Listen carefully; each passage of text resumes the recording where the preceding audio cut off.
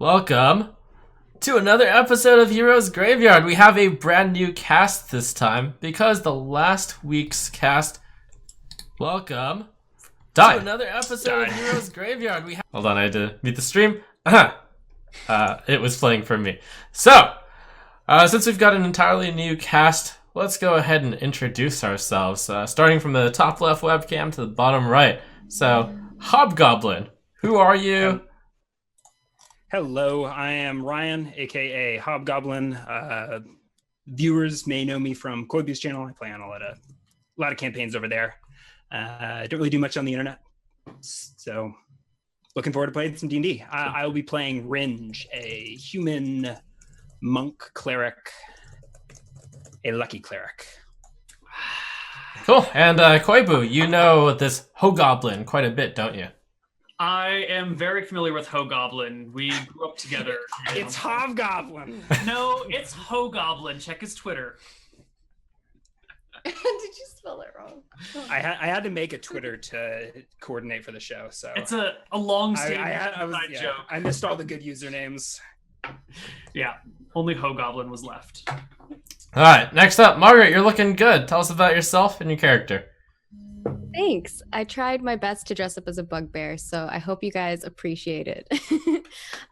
But I am Margaret Krohn. You can find me in all the places at Margaret Krohn. I do a ton of tabletop. I'm actually in 4 D&D campaigns, 1 Vampire the Requiem campaign, and 1 Buffy the Vampire Slayer campaign in 1 week, every week. So if you like tabletop stuff, I'm your girl. And I do a ton of other things, so if you guys want to come check out that, yeah.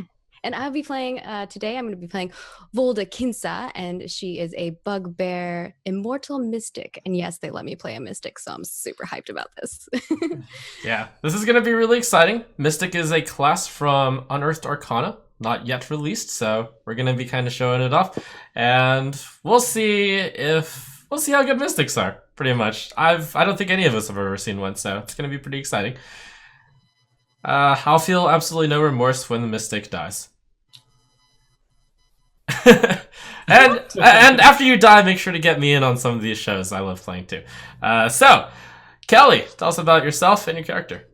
Hi, I am Pilly Jean, and I'm a cosplayer from England, and I'm also a streamer. I used to play a lot of League of Legends, but now I just kind of do a bit of everything. So, my character is a female dwarf fighter who is a mountain dwarf and super stubborn and about 80 years old. Young by dwarf standards, I believe. Young by dwarf standards, yeah. And finally, you may have just seen this guy. It's EncounterRP. Go ahead and introduce yourself. Hello, yes, my name is Will. I'm a D&D sex icon. You might have seen me on the other Learn by Play stream. I run Encounter Roleplay. I'm a D&D streamer. Currently on a Kickstarter craze as well. We're kickstarting D&D modules, so I'm very happy to be here. And I'm very excited to play Grindelbrü, the poet. Recently divorced, kind of getting over that. And so he's taken to a life of adventure, and this is his coping mechanism, along with Margaret's character Volda, right? He has taken up this life of adventure and is ready to sail upon the high seas wherever we go. He's hired Volda as his, right, his basically guard. Yes, and telepathically, because she's a mystic, I practice my poetry with her. Because I'm nervous about performance ever since my wife left me. It's been a bit of a hit to the old confidence, really. So, yeah.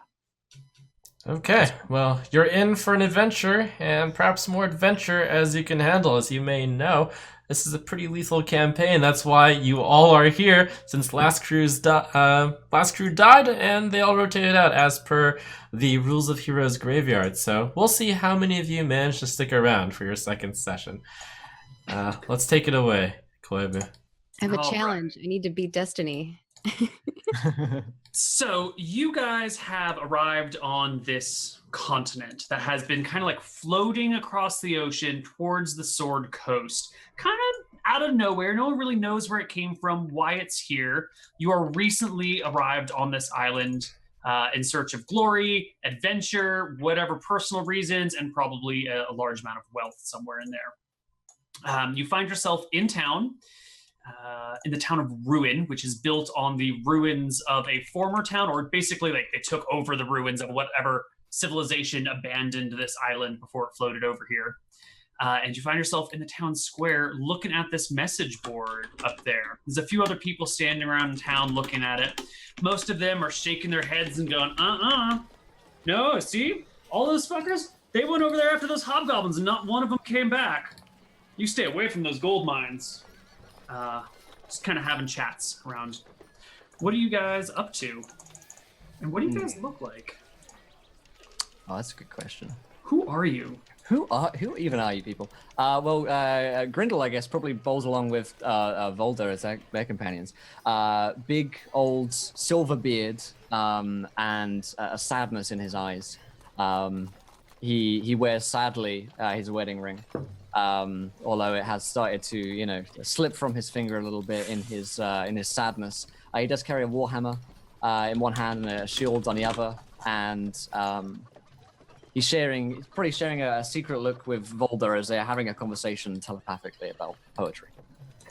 Yeah, and so you see across from him, speaking to him telepathically, a large 280-pound, 7-foot tall, hairy bipedal creature.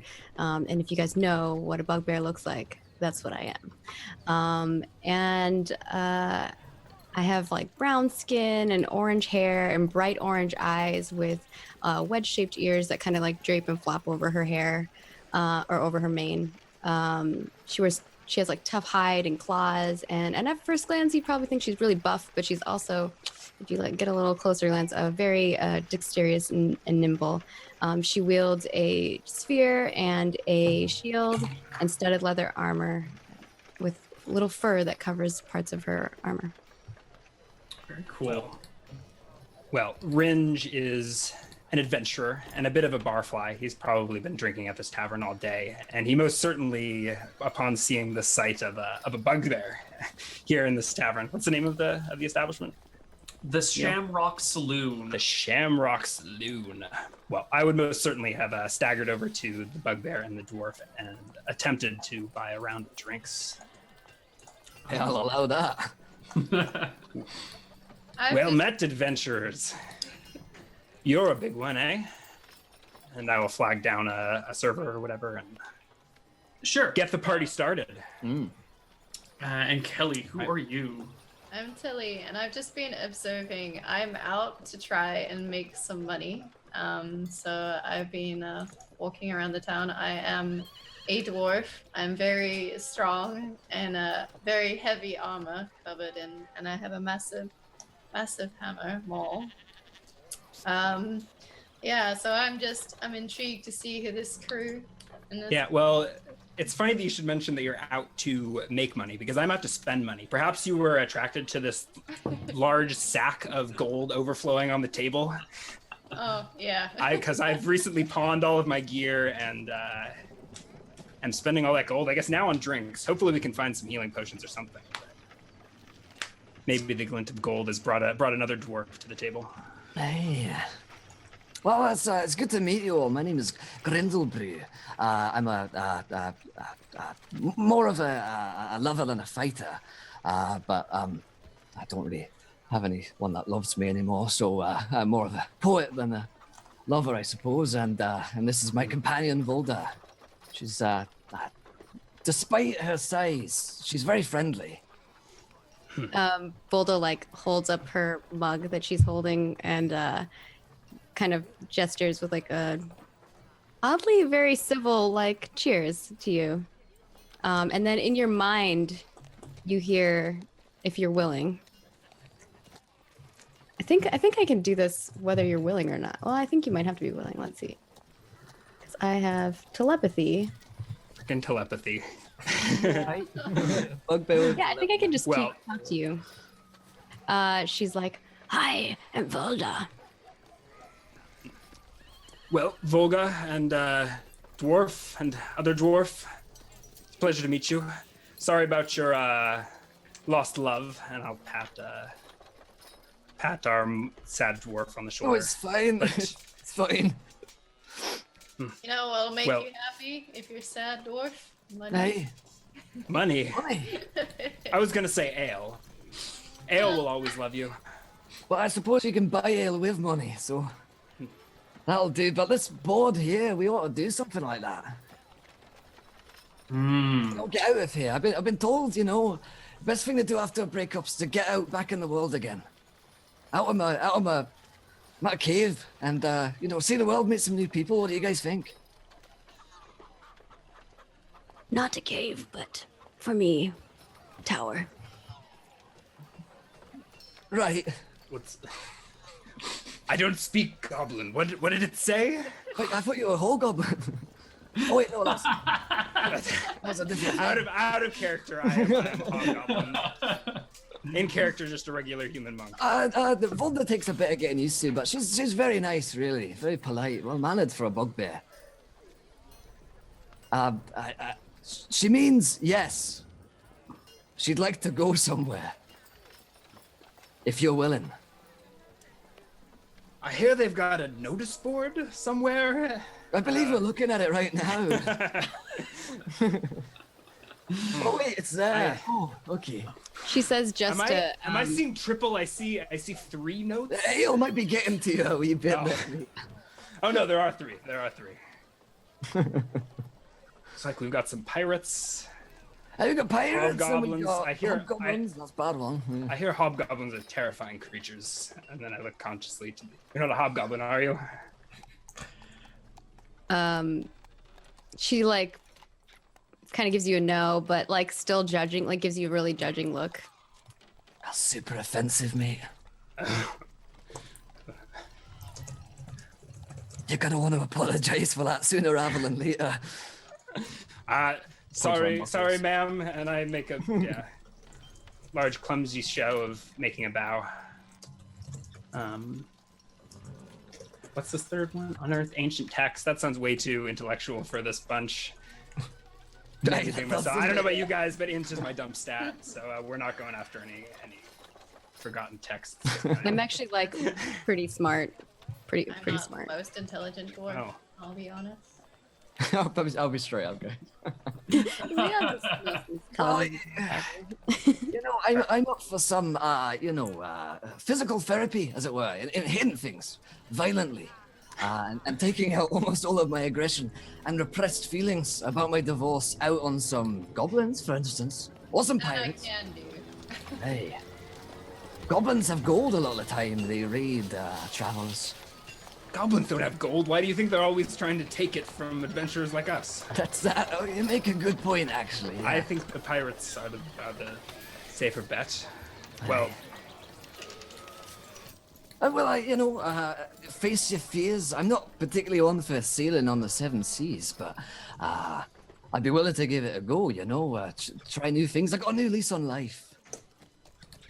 What do you think, Volda? Volda like waits a moment as she kind of like talks to herself, it appears, but you don't really know what she's saying unless you speak the language that she's speaking. But she's like, oh yes, should we go? I don't know. I think with This does not sound good, but they want gold. They definitely have gold. And then she looks back at you and she says to you, if you want gold, pirates are gold. I think without saying goodbye, Ringe has slipped off to go speak with the bartender and ask him who this Corbin is.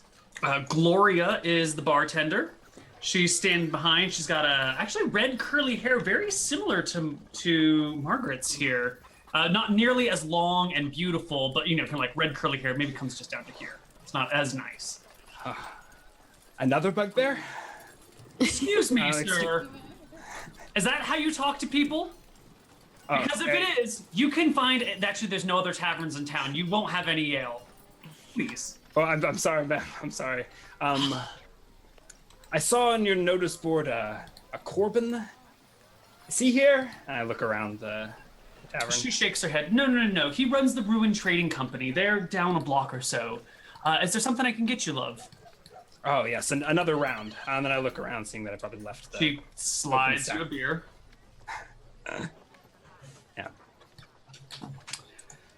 He's got a right idea. Let's get a few rounds in. Let's get bladdered to the point that we don't really care what it is we're doing. Let's find this Corbin guy and then let's go off on a boat. Sounds like adventure. I am in. Did I mention my wife left me on a boat? Yes, many times. Hey, I counted 3,252 times within the last 2 days. That's how many times it feels like she's left me. And I just disappear into my cup for a bit.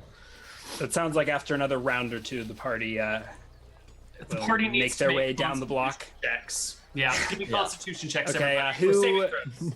Con Who saving. around the table looks like they are in Luck's favor today? I'm gonna roll a d4. I don't know. I'm just gonna go in the order of my candles. My cameras. 1, 2, 3, 4. Kelly, I will have patted you on the back at some point during this drinking sesh and blessed you with the resistance of the trickster. You can add a d4 to your Ooh, his sorry. con save. Wait, how much is it? Yeah. So your character sheet Probably. has Oh, yeah. There's the resistance cantrip. And then where are the saves? Oh, nice. the saves are on your character sheet, kind of like next to your dexterity stat. Core. You just want to Yeah. click on the text of them. Except you want to con, correct? Oh. Right, I would like a con save. Rin Oh, no good. is drunk. Everyone else, well, hold on. Grindlebrew. Oh, crap. Oh my just, god. just for the sake of it, roll the d4. Roll another d4 on top of that, Tilly. So We'll with the see. resistance cantrip, you get the Is that just hard? RD/RD4. Wow. Oh my god. 29 Constitution saving throw. I think I think we know who won the drinking contest. That's upsetting. Knowing So- my luck, that's upsetting. Tilly, you are dead sober. Dead sober. Ridge, on the other hand, is like semi falling out of his chair, and the dwarf and the bugbear are, are fine. Yeah. As we stagger down the street to the trading company, I am leaning upon Tilly for stability as I stumble down the street. Move away Is- slightly, and he falls on the floor. Surprisingly Right. dexterous. Time to head to this Corbin guy. Yeah. So we can just head down yonder street and take 2 rights and a left and make it to RTC. Is that how this town works, or can we get lost on the way to the It's the second RTC? left on your right, on the way down to the RTC. I stop and ask like 7 people for directions, but eventually, can we make it there? Basically, Ringe here walks in circles around a statue and keeps asking the statue how to get there, while the rest of you guys easily find your way down the street to the Ruin Trading Company. It is a small warehouse with just a little front office that you can see like through the windows into the warehouse behind it. In the warehouse, there are a bunch of humans and dwarves moving things back and forth. There's winches and pulleys and ropes and all sorts of stuff. And sitting at the desk is a man with a shaved head. He's got like a small, tight orange vest on. He's got his arms crossed and he's looking at you. What do you want? Shipping's closed. Can we make a meeting? Maybe come back later. Is this a bad time? Well, we can't get any supplies in or out, so wait till the path clears, and then I'm happy to import or export whatever you need. And that's because the pirates, right? Oh, are you here for the job? Oh, thank God. Oh, thank the gods. We have been... You're here for the job, right? We might be. Look, We're man. interested. We want to know what we're getting offered in return. So, all of the supplies coming in and out of this town have been thrashed. We lost 2 ships. And since then, we haven't been sending any because we don't want to lose another ship. They're very, very expensive, as I'm sure you understand. So, basically, if we don't bring trade back in, we're going to run out of everything that needs to be imported, which is like all raw resources, all the ores.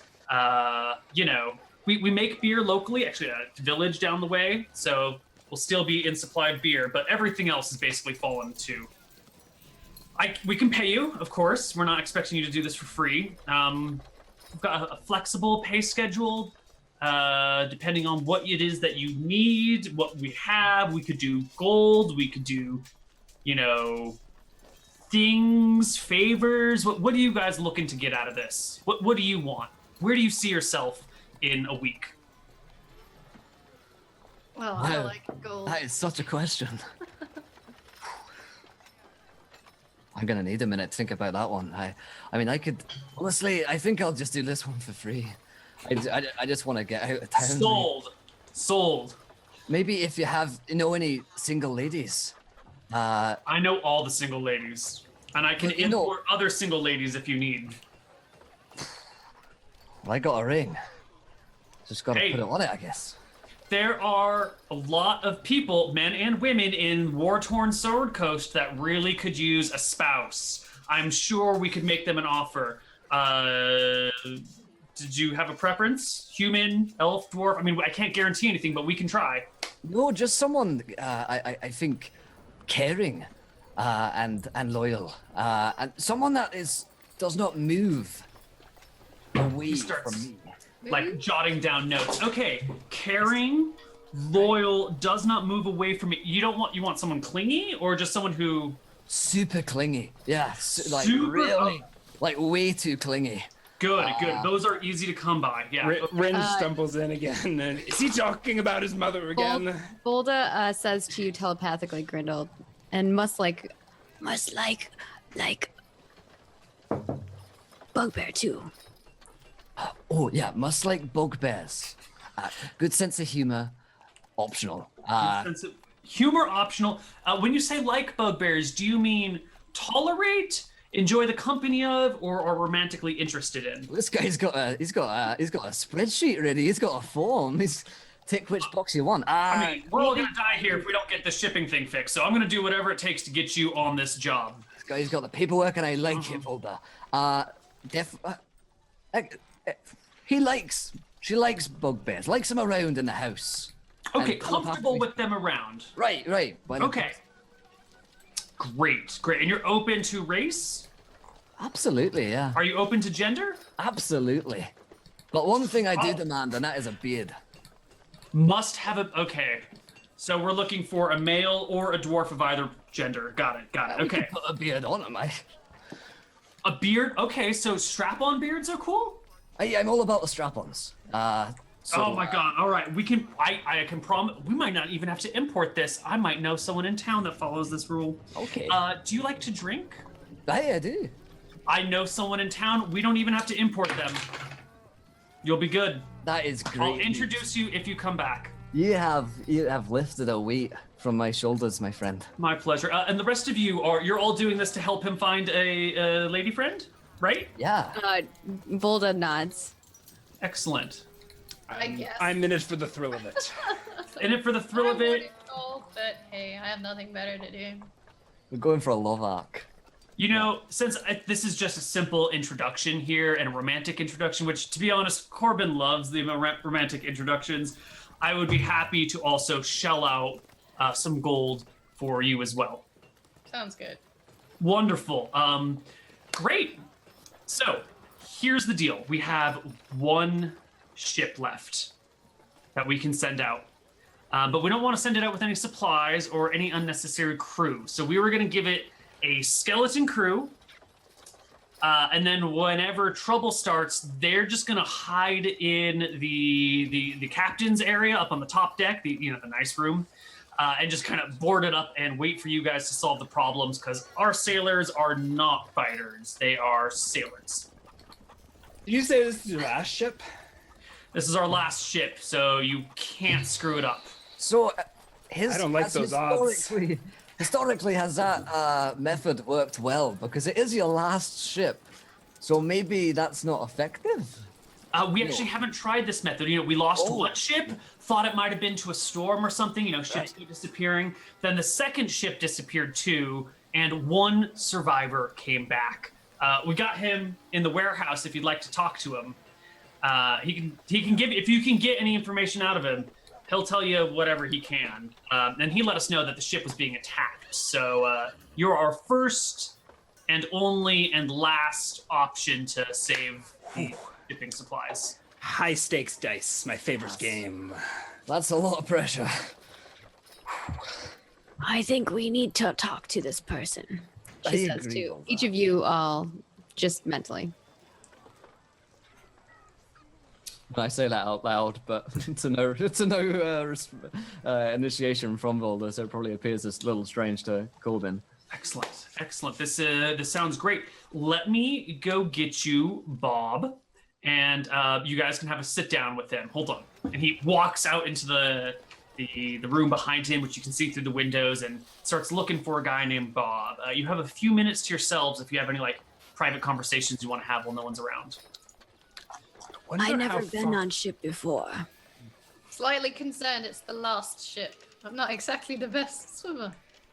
I wonder how far Bob had to swim. That guy must be able to swim, mustn't he?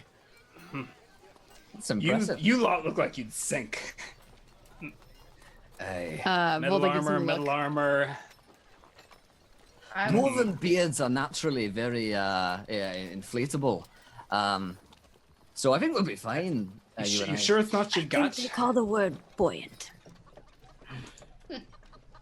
Maybe they do. I thought that was for the young ones, but that makes more sense now, actually. Yeah. Okay. Well, this guy with a last line of defense. You know, I've got a shield. I got a warhammer. Volda's pretty good with her mind tricks and all that. What are your skill sets? You know, so we can properly manage this this ship. What is it you do, dwarf? Looking to Kelly's character. Sorry. Okay. There are too many dwarves. You talking to me? I looked at myself. Oh, I'm a fighter, so I'm not too equipped for boats. However, I'm going to be pretty good at defending any pirates that might come across our path. Wait, I thought you two knew each other. Are you not from the same mountain? Mate, just because we're dwarves doesn't mean we all know each other. I mean, yes, it just so happens that I do believe we share some common ancestry back to some clans back in the mountains, but that is very offensive. Oh, dude. I really appreciate the warnings. I tend to, social faux pas and all. Volda just only says this to Grindel Brew, but she's like, he seemed very racist. He may comment about me too. And can I reply to you telepathically? Is it message? Yeah. Yeah. You You can can? reply back to me. Oh my god, that's insane. So I'll say, we just you gotta be tolerant of the intolerant, and we just gotta try and change him, through love. I don't think if we hate on him, he'll just hate us back. So we have to show him a better way. Okay, I will try love. Or if love fails, then go kill him. Volda goes and just hugs you. This campaign's off to a great start. It's this big bugbear hug. All right, Swimmer Bob, save us from racism. Rin just standing there awkwardly while he's being hugged by a bugbear. In comes Corbin with his arm around this slightly thin guy who's wearing like loose-fitting clothes. He's got like long hair and kind of like glazed over eyes, like he's not really present fully. And Corbin says, "This here is Bob.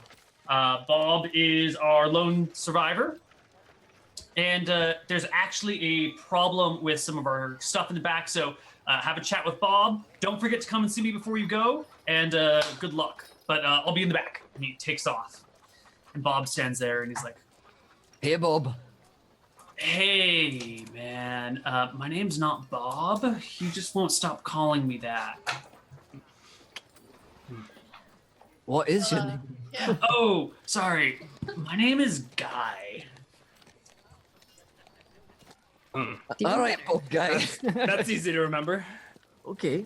You do much swimming, guy? Not really. A lot of walking. Little swimming. You're talking about like how I got back, right? Yeah. No, well, yes. Primarily, I was also wondering how you got that body, but wondering if that was just weight training or if that was. I'm trying to get myself back into the cardio thing. I lost a Focus. couple of steps. Focus. sadness and Sorry, loneliness, sorry. And I actually used to be like slightly above average in weight, and like life got really depressing, and I guess I just have the sort of personality that stops eating when I am sad. Grindel Brew's been on that diet for months now, right? No, That's- he eat lots. He do I- opposite. I eat my Sadness and feelings. loneliness thing? Yeah, I No? tend to eat my feelings. Oh, are you like a miserable artist too? Because I am a miserable artist. Well, I mean, I dabble here and there in poetry, I guess, but you know, I don't. I am a huge fan of spoken word. You know, my true love was a spoken word poet. My goodness, I think I'm in love. I whisper to as a. Do you like slam poetry? By any? You know, I've never heard it, but you want to head down to the bar and like get a beer and teach me all about slam poetry? You don't. If you knew how much I love the sound of that, you would be afraid. Because I love that a lot. Yes, let's do that. Well, let's just go, man. Like, who Let's cares go. about these boats and these Yeah. jobs? Like, why don't we just Boys, keep going? boys, have I got guys? Have I got an invention for you? Oh boy. It's called a flask. It lets you take the bar with you. Whoa. Wait a minute. Whoa is right. We can drink on the ship, Grindel Brew. Whoa. You know what I used to do? I used to cup vodka and ale just in my hands and carry it with me most of the time. No, but it leaks between the pinkies, man. Right? This guy gets me. Flask, you say? I'll take one of those flasks. All right, all right. So there was something about a pirate ship I seem to recall. Oh, right. You guys are here about the shipping. So it's not pirates, man. It's not pirates. It's like the sea itself comes after you. The sea itself reaches out with its many arms and drags you and all of your friends under the waves. Only you somehow manage to escape and hold on to an ale barrel and float to shore and then take the long hike back, narrowly avoiding goblins and bugbears and hobgoblins along the way that are out to kill you. One of those tracks me down. That's super specific. Did that happen? It's pretty nice, actually. Am I imagining things? It starts waving its hand. In his brain, he hears a telepathic message that's like, "No, I am Bugbear, but I know not of those who have hurt you." Whoa. Okay. All right. This is trippy. I am so dreaming right now. Can I fly? I'm gonna go try and breathe underwater. I'll be back. Wait, Okay. will you open your mind to me? He closes his eyes, sits down on the floor, rests the back of his hands on his knees, sits up straight, and takes a deep breath. This is all being said telepathically, right? So the three of us Yeah. are just sort of sitting there watching you, like staring intently at Guy, Yeah, and he sits down and starts meditating. I'm guessing that's his saying his consent. Then, Yeah. all right, I would like to mind meld with him. Then Ooh, can you tell me what Mind Meld does? I posted it in chat for you. Oh, but, And save us from role playing this encounter with Guy. He was so slow. but basically, until my next turn, I can communicate telepathically with him. Obviously, I already have that. So he innate, can just tell her Um, everything he knows without using his Ooh, mouth. you He also gains. I also gain access to one memory of the target's choice, Oh, I know which one you're gonna pick. gaining perfect recall of one of the things it saw and did. So basically, I get to like relive the moment as if I was him. All right. I want you to roll me a 1d20 for the higher you roll, the more in line with the information you're seeking he'll give. Because Guy's kind of a flake. So if you roll a 1, you might actually get like a random memory that he just happens to be thinking about. Because he's not all there. He's not fully present in the world. Give me a d20. Yeah. Or You have this vision of Guy talking to this elven dude, and they're like on a boat, and they're looking out over the ocean, and they're just like exchanging secrets of the heart, but like in coded messages, sort of, kind of. And that's what he's thinking about when you mind meld with him, and that's what he chooses to share with you is this like this conversation he's having with this guy, this elven dude. What is the conversation in particular? You said it's like about coded? art and music and poetry. But as you're listening to the conversation, you're definitely getting like a heavy-handed flirting. Like they're talking about the things that they like and admire in each other, and you're definitely getting the feeling that they're talking about each other, but not talking about each other.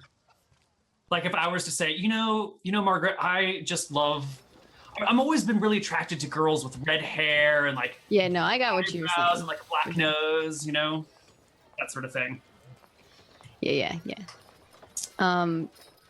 Volda backs out of the memory as soon as she sees it going south, so to speak.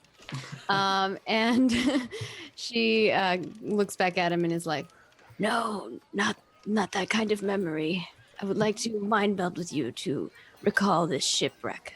Oh, right. Got it. Okay, hold on. All right, go for it. And then she does it again. All right, you get this memory of they're on the ship and it's like nighttime and it's kind of rocking back and forth and guys having trouble sleeping, and then all of a sudden bells are ringing and a wave splashes of the ship. It tosses back and forth. Guy gets out of the bed. There's water pouring down. There's this like 10-foot octopus that's crawling through the corridors, and guys like freaking out. Then the side of the ship breaks open. He tumbles out. He's drowning. Then there's like a barrel that he's grabbing onto, and he looks back and he can see the ship just like breaking in pieces, and there's like tentacles crawling over everything on the ship. And in his mind, he's freaking out. And it's nighttime and it's dark and the waves are sloshing, and eventually he makes it to shore, and kind of like he's lost sight of the ship by now because it's all dark. He sits there for like half a day waiting for other survivors, and like carefully picks his way up the coastline, up the river, because this was on a large river before you get to the ocean. A little bit of context: Ruin is inland next to a big lake that is connected to the ocean by a big river. So it's on the river where the ship got attacked. All right. Volda kind of backs up out of it, and then she like looks as though she's like talking to somebody, but she's like looking to the direction where nobody's at. And then she looks back at the rest of you and she's like, "It appears there is large beast in waters, one with many legs." Like fish with legs or Fish I don't have what's any in the legs, water. mate. They don't. Okay. Does Volda know what like a kraken is, or? Yeah, definitely. Okay. You've definitely heard legends of those suckers. No, like the legends, like they call them krakens. Oh, that sounds bad. Seems Like- to match Yeah. up with the story he told. They're like, yeah, that's like really big fish. Yes, it's like really big fish. Yes, very, very large. Are krakens large creatures? Probably Or are they- twin creatures? Or are they like dire? I don't know how like big size they are. Yeah, they're bigger than what you've seen in his vision. Krakens would like take a ship by itself, and this was like large tentacled creatures on a ship, but maybe not quite Kraken size. Maybe like baby Kraken size. Okay, then I would have said like small kraken then instead of.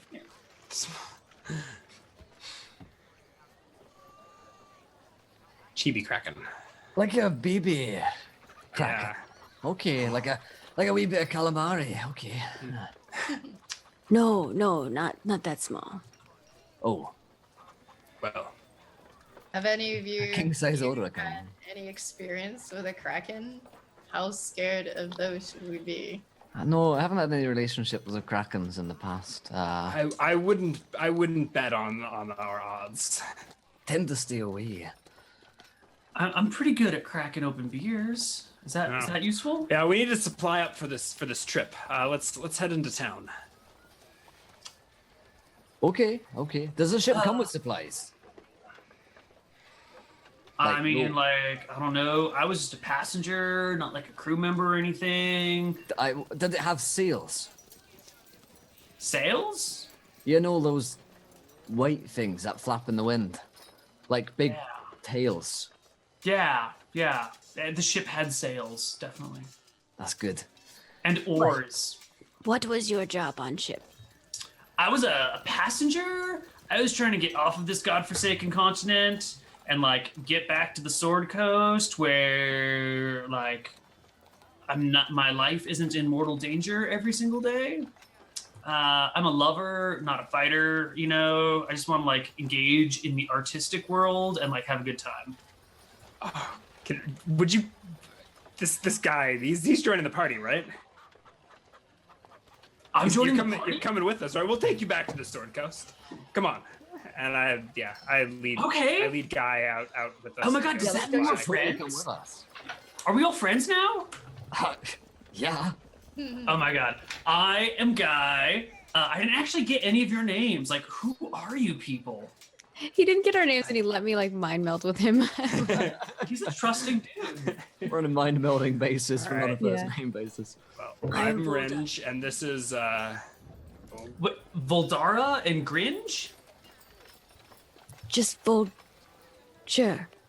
Vulger? Okay, Vulger.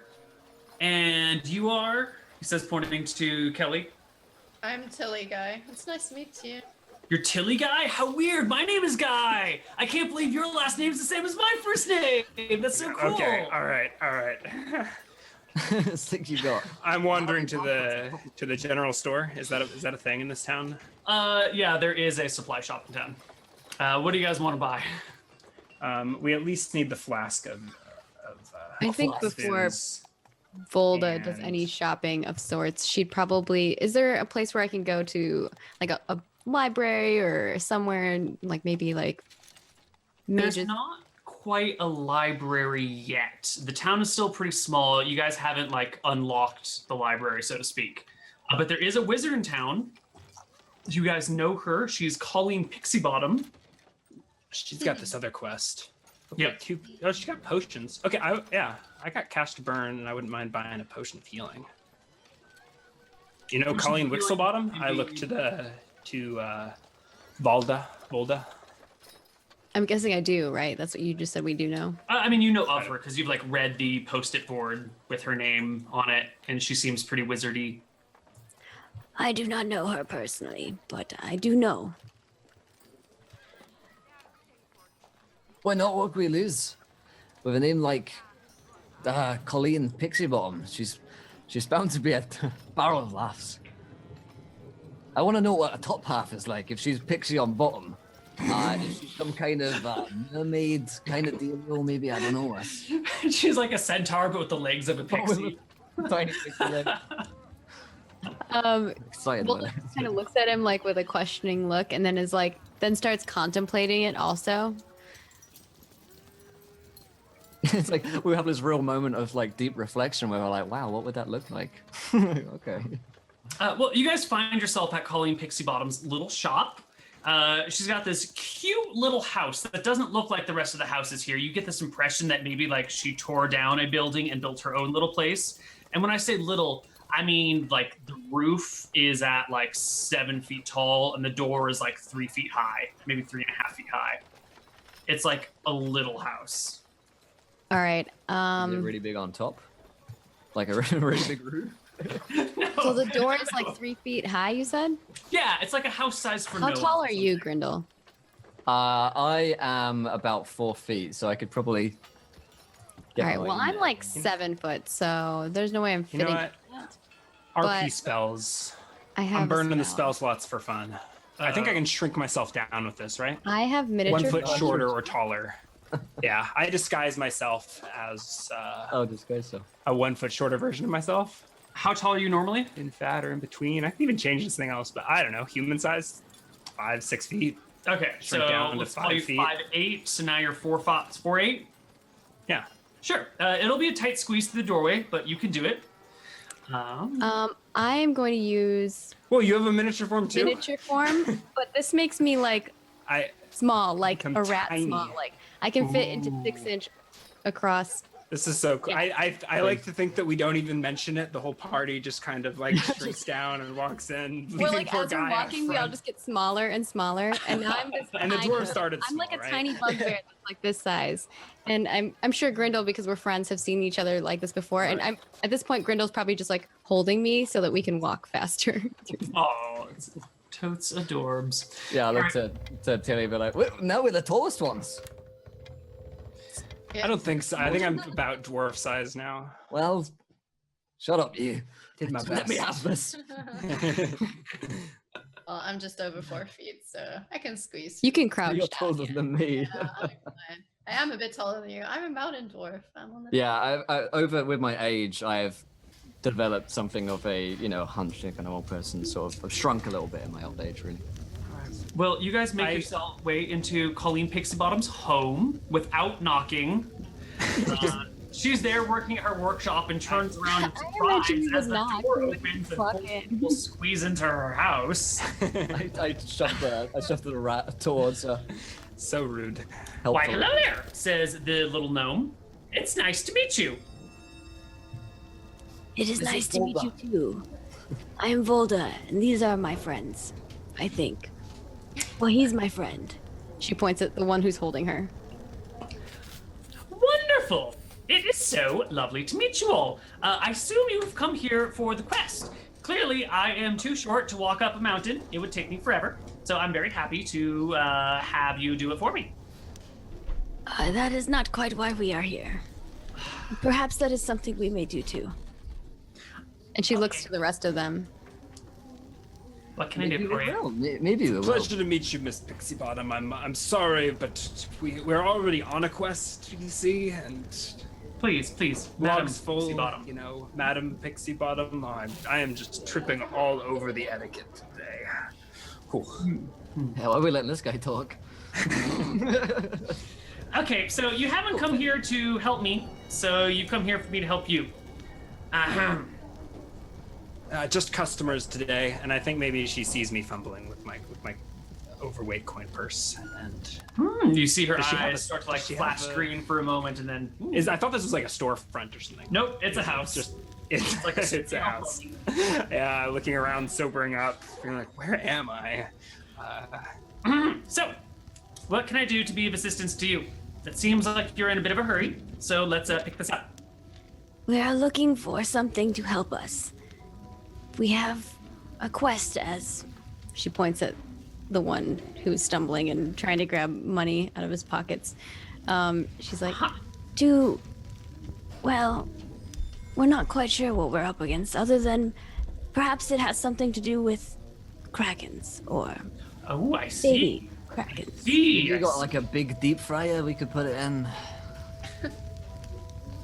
Like a really big fishing pool. It would be a very large deep fryer. Feeling that a healing potion. Well, Zoros, the priest of Helm, will help you with your healing potion needs, I believe. I have other spells and items at my disposal. Whoever it is that can help me with my quest that needs work, I would be very happy to reward with a couple of potions of fire breath that I've been storing in a hidden location where you can't find it even if you kill me and search my house. On to you. How is she reading our thoughts? But what sort of specific help do you need? Well, we thought you did potions. So, Oh, I have a few.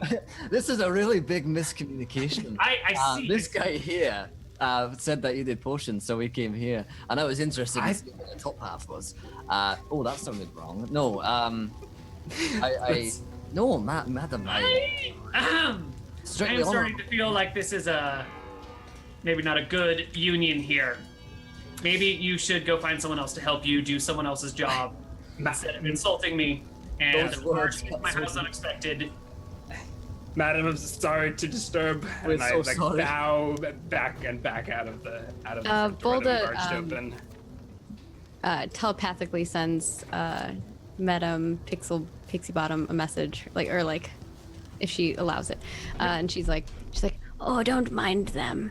Well, he's drunk, and the others, I'm not sure about them quite yet. You get the message back. I can see that he's drunk. But I feel a little flustered. People keep coming and asking me for help, but no one wants to help me. You know, everyone needs a hand every now and then. But if you have something specific, I'd be willing to work with you. But this rambling nonsense, like, who are these guys? Men, The help right? we need is to perhaps find more information about said creature. She switches back to speaking aloud, kind of maybe surprising the rest of you as she just starts talking mid-conversation. What you need is a diviner. You need someone who can see beyond the veil, that can see the forces you might face. But we know the forces we might face. Oh, well then what do you need me for? To know how to fight it. Oh. What are you facing? She already told you that it was Krakens. Right! Kraken, and we'll just smash it with the hammer. We're good here. Right. Kraken. How does one fight a Kraken? Can anyone control sharks? Is anyone telepathically able to control sharks? Oh, I know can we telepathy. do that? Not sure about sharks. Okay. Awesome. Okay. Let's see. Do you have shark as No, I I could do. test on? Does Put it anyone out as have a very, very large amount of gelatin? You could mix it with the seawater and turn the ocean to goo, and then the Kraken would suffocate. Did I mention the large amount of gelatin I bought before this mission? Wow, there we go, everybody. What other things can you do to defeat Kraken? Thick rubbery hide, evil gooey rubbery insides, nervous system in each of the limbs that is not always in communication with the nervous system in the brain, a single eye, a giant beak. You could blind it. Maybe you could charm one of its tentacles to fight itself since they've got a separated nervous system. Or, Thought we were leaving. you could lure it somewhere else. Bait? A bait and switch? Oh, like land. We could run it aground. Ooh. Can you teleport Can anyone teleport gargantuan creatures? No. We all like, Ma'am, we're good. We already have a bait guy, and I think we got this covered on our own. Lovely. Well, if you survive your Kraken encounter, please come by because I desperately need help. I've been needing help for like 6 months, and no one wants to take my quest. I don't know why. It's been up here since people started coming to this town, and no one wants my quest. Do you think And it's they've really important to me to find the library of the wizard that used to be up on the mountain. What are you going to do with this library? Learn. Wait, so one only has to climb the mountain and see this Figure tower. out if there's actually a library in the building. Because it's a tower way up on a mountain. And look at me. I'm like 2 feet tall. Do you know how long it takes a 2-foot tall person to climb a mountain? Oh, you want them It to is. go up into the mountain. Well, yeah, because it's too far for me to walk. Size problems. Mountains remind me of my ex-wife, so she was a mountain dwarf. Oh, okay. I get Did it. I? Yeah, no, not. I mean, I'm totally single now and totally over it. So, Excuse me, I'm not interested. sorry, what? No. Well, Excuse well, you. Madam Pixie Bottom, this is- we're really sorry for this misunderstanding, but we should be going now. It seems like you should be going. Thank you all. I think we've got. I think our ship's leaving actually. Excellent. And were you going to pay me for all of my advice, or were you just going to come here and ask me questions and then walk away without giving me anything in That return? one. What is? I thought so. All right, I get out of am- here. Get. Last time I talked to any of you for free. We'll talk later. It's a date. So, It's not a date. so Volda, you were a tiny creature. Is that what I understood? yeah, I'm Are like you- the size of a rat, like a tiny. I'm considered a tiny creature now. Wow. So you literally are a rat, or are you a tiny bugbear? No, I'm just a tiny bugbear. Like I'm the size of a rat. That's adorable. That's so cute. Bugbear on my head. Can I request to scritch you on the head and bless you with the trickster? You. Excuse me. What are you trying to do to my Volda? Well, your Volda. I was asking her if she wanted a blessing. I'm just protective of her, that's all. She clearly already is, but Well, Folder, you can answer it for yourself if you want this man to touch you with his trickster blessing. Sounds weird. it really does. I didn't make the game. I don't trust this guy at all. Folder's like looks back at Grindel and she's like, I will ask Duldot. and she's like talking to herself, it seems. She's like, Should I let him? What happens if he touches me? I do not know. Okay. We agree. We will allow you to touch me. There's no Did he touch? Like scratch her on the head and give her a I blessing? scratch her on the head. It's not in the compendium, so I don't have it gives you advantage on stealth checks. Until basically I've always got one that I can pass around.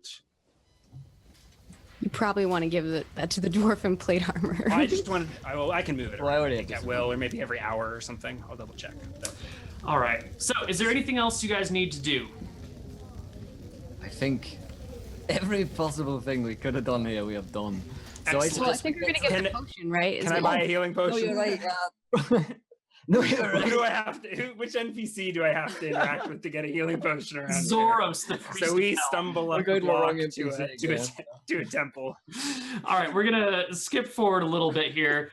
There's a guy outside, like a fumbling acolyte, that helps you find Zoros, the priest of Helm, who's sitting behind his desk at the backside of the temple, rubbing his hands together, looking at you. Ah, have you come to pay homage to the great god Helm, protector of ruin and all other things? Sure. Wonderful. What sort of Sure. homage would you like to pay? Sure, brother. I'd prefer not to know. I'll let the fates sort themselves out. A wise man I would, understands that however, he has no like to, control over his own life and must let the fates decide. Yeah, but it doesn't hurt to give them a nudge in the right direction. So am I still tiny? How long does that last How long for? is it? Last It's 10 a minutes. cantrip. Nah, can you're cast- good. It takes you longer than 10 minutes to get there. Okay. Okay. You so can I'm end it not at will, I think. Oh, it's concentration, so you can always end it. Yeah. That's okay. You can do that whenever you want. That's crazy. Is that Yeah. a bugbear thing or a? It is not a bugbear thing. It is. It's my Mystic. from my mystic stuff. Cool. Yeah. So, I think it cost me So brother, can I?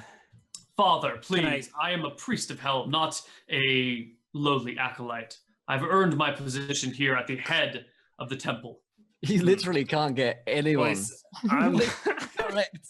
No, it's okay. It's- Titles down. It's okay here, Grindelbrew. I'm the head of my own temple. I can speak colleague to colleague here. Aye, that Um, makes the trickster blessed you make a lot see- more sense if you're a You priest. see, Madam Pixie Bottom told us that that you had uncovered a recipe to a little bit of That a healing potion. fraud, that hoaxtus, is that the word, right? Hoaxtus? Huckster, I think is the word you're looking for. Perhaps. Yes. I do have the true potions brought to us by the mighty gods. Helm. And that is why I came here to tithe. We're in a bit of a hurry, so you understand if I can't do the whole do-si-dos and hail mothers and but perhaps we can expedite the service a little bit and be on our way. I would be most happy And to I expedite the service for you. All right. Can I slip him 50 gold and get a healing You potion? can just hand him 50 gold. You don't have to slip it to him. It's a lot of gold. I guess it's a handful. Right. So sure. He like takes your awkward handful of gold and just like shoves it in a drawer and pulls out a healing potion and hands it over to you. Would anybody else like to tithe to the church? Helm rewards all the loyal followers. I could do that. How much gold are we starting out with? Because I don't know. If you have starting equipment, not enough for a healing potion. I don't need armor, and so I pawned all my starting equipment. Yeah, Yeah, I bought that's I not already much bought a health more. potion with my. What? So I you've didn't already have to go talked through all this guy, work. apparently. That's fine. You've already talked to him. It's cool. All right. I think you guys have all the gear that you possibly could need, right? Yes, Voldy, I you were feel here so buying a good. healing potion earlier, and you didn't take me to the right NPC. All right, yeah, I think we're geared up, and we can go meet the ship. Is Guy still following us around? Yeah, but he's like hanging out outside because he doesn't do well with new people. And he like Expecting. likes you guys.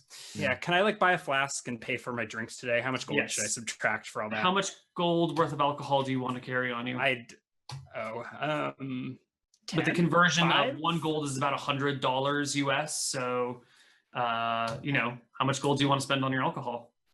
I don't know. I can't math. I'll 5. Microtransaction. Yeah, I don't know. I'll drop 5 gold that I probably Sure, spilled over the you course of the have- afternoon and pick up a flask for the ship. You have a That's 5. ridiculous supply of alcohol on you. I think I like paid everyone's bar tab and then I pick up a Nice. flask for the road that I'll Alright. go ahead and add. Guy comes with you guys. He brings with him a warning from Corbin, and the warning is like, "Hey guys, just like when you're on the ship, like it's really hard to swim in heavy armor, man. So like if you're gonna be like on the ship, you might not want to like wear heavy armor because like if you fall off the ship, you might just like sink like a rock. So like That's a risk we're willing to take, guy. that's cool, man. I just want to I want to make sure everyone's aware of all the risks of like sinking like rocks in heavy armor. I mean, being a dwarf, we do have a tendency to sink like rocks in It's the cool, first man. place. Yeah, like being a human, I have like a tendency to be overeager and short-sighted because my lifespan's so short. So like, I get that, man. I get the like the, yeah, man, I get it. Cool. You know what, I I do might not be able wear to- this heavy armor you speak of. Could I swap out my my heavy armor then for like I don't know, some leather armor or some studded leather or something like that? You know, just a swap Yeah, C. man. Yeah, like Corbin, he's a trader. He's got all sorts of things. You could like totally swap your gear for him. I bet he would even loan you some leather armor with the notion that the heavy armor was collateral on the loan. And then like when you come back to town, he'd probably switch back out for you. Oh, okay. I guess I will do the same. 'cause Cool. I have very heavy armor. Awesome. I Cool. did that. But just like don't get killed by the monsters out there. So you know, have high AC. Neil, you evil person. Convincing him to take off his lovely AC. Yeah. All right. I think we're going to go to a break. When we come back from break, you guys are going to be on the boat. And during the break, we'll switch out our gear so we don't have to bother you all with it. We'll be back. Yeah. Oh. Great. Nice. A little Get on that. An epitaph. Need some hug bear action. And we're back. Hey, everybody. I have added studded leather armor to both Tilly and Grindlebrew's character sheets and unequipped your other armor. They're still on your sheets, so that way we won't forget to change it back next week if you survive this week. I'd like to thank Koibu for his excellent direction. Tilly here has dropped from 17 AC down to 11. Oh, Okay. you're gonna need some liquid courage there, Tilly. So are we sure that Neil is the good DM? They're both evil DMs. They're working together. I thought you knew. Now there's 2 of them. All I'm right. just So curious, is So there I think- anything we could do to prepare us dwarves for the fact that we're not the greatest at swimming, just We in can case we spoil our beards. toss I out think this boat? mechanically every character can swim. I can't The heavy answer arm- that question for you directly. If you can come up with your own creative ideas, I'm happy to work with them, but I'm not going to solve your problems. for you. Beards float. We'll totally lawyer that when you get in Beards the water. float. Don't worry. Did I mention it's Oh. magic beard oil? I'll put you on to it, and it'll buoy up your beard. But no, I think the one thing we might want to do is if it gets looking like there's a storm or there's a Kraken attacking. That's for my next poem, the Kraken attacking. That we might want to lash ourselves to the boat, like tie ourselves off to a mast or something like that. So if we do end up tipping over, we're held on by rope, so we don't fall in the Or water. you go under a ship when it goes down. Well, I'm going to best case scenarios here, Volda. Just confidence booster. I am just telling you other side of story. Mm-hmm. Okay, well, it's appreciated. That was not sincere. No. All right. So I believe we have Golden. managed to rest and we're picking up on the ship. Right. Is everyone like equipped for said journey? Oh, we have a rest? Cool. I get all that Yeah, sad. you guys can have whatever length of rest you need. The ship leaves for you when you want to go because, like, you guys are the people that are going to do everything. The captain of the ship also lets you know, reinforces the fact that the captain and all the crew of the ship are going to, like, hunker down and close the door and desperately try and just stay out of the battle when it happens. Except for Guy, he's our bait, right? No, Guy is not going to engage in the battle, but he's very happy to like hang out and socialize pre-battle. Cool. I feel like we could convince Guy. Maybe No. you can. Enough, yeah. Like, Enough ales, and maybe he'll be our fifth party member. Maybe. Yeah, we're Titanicing at the front of the ship, maybe.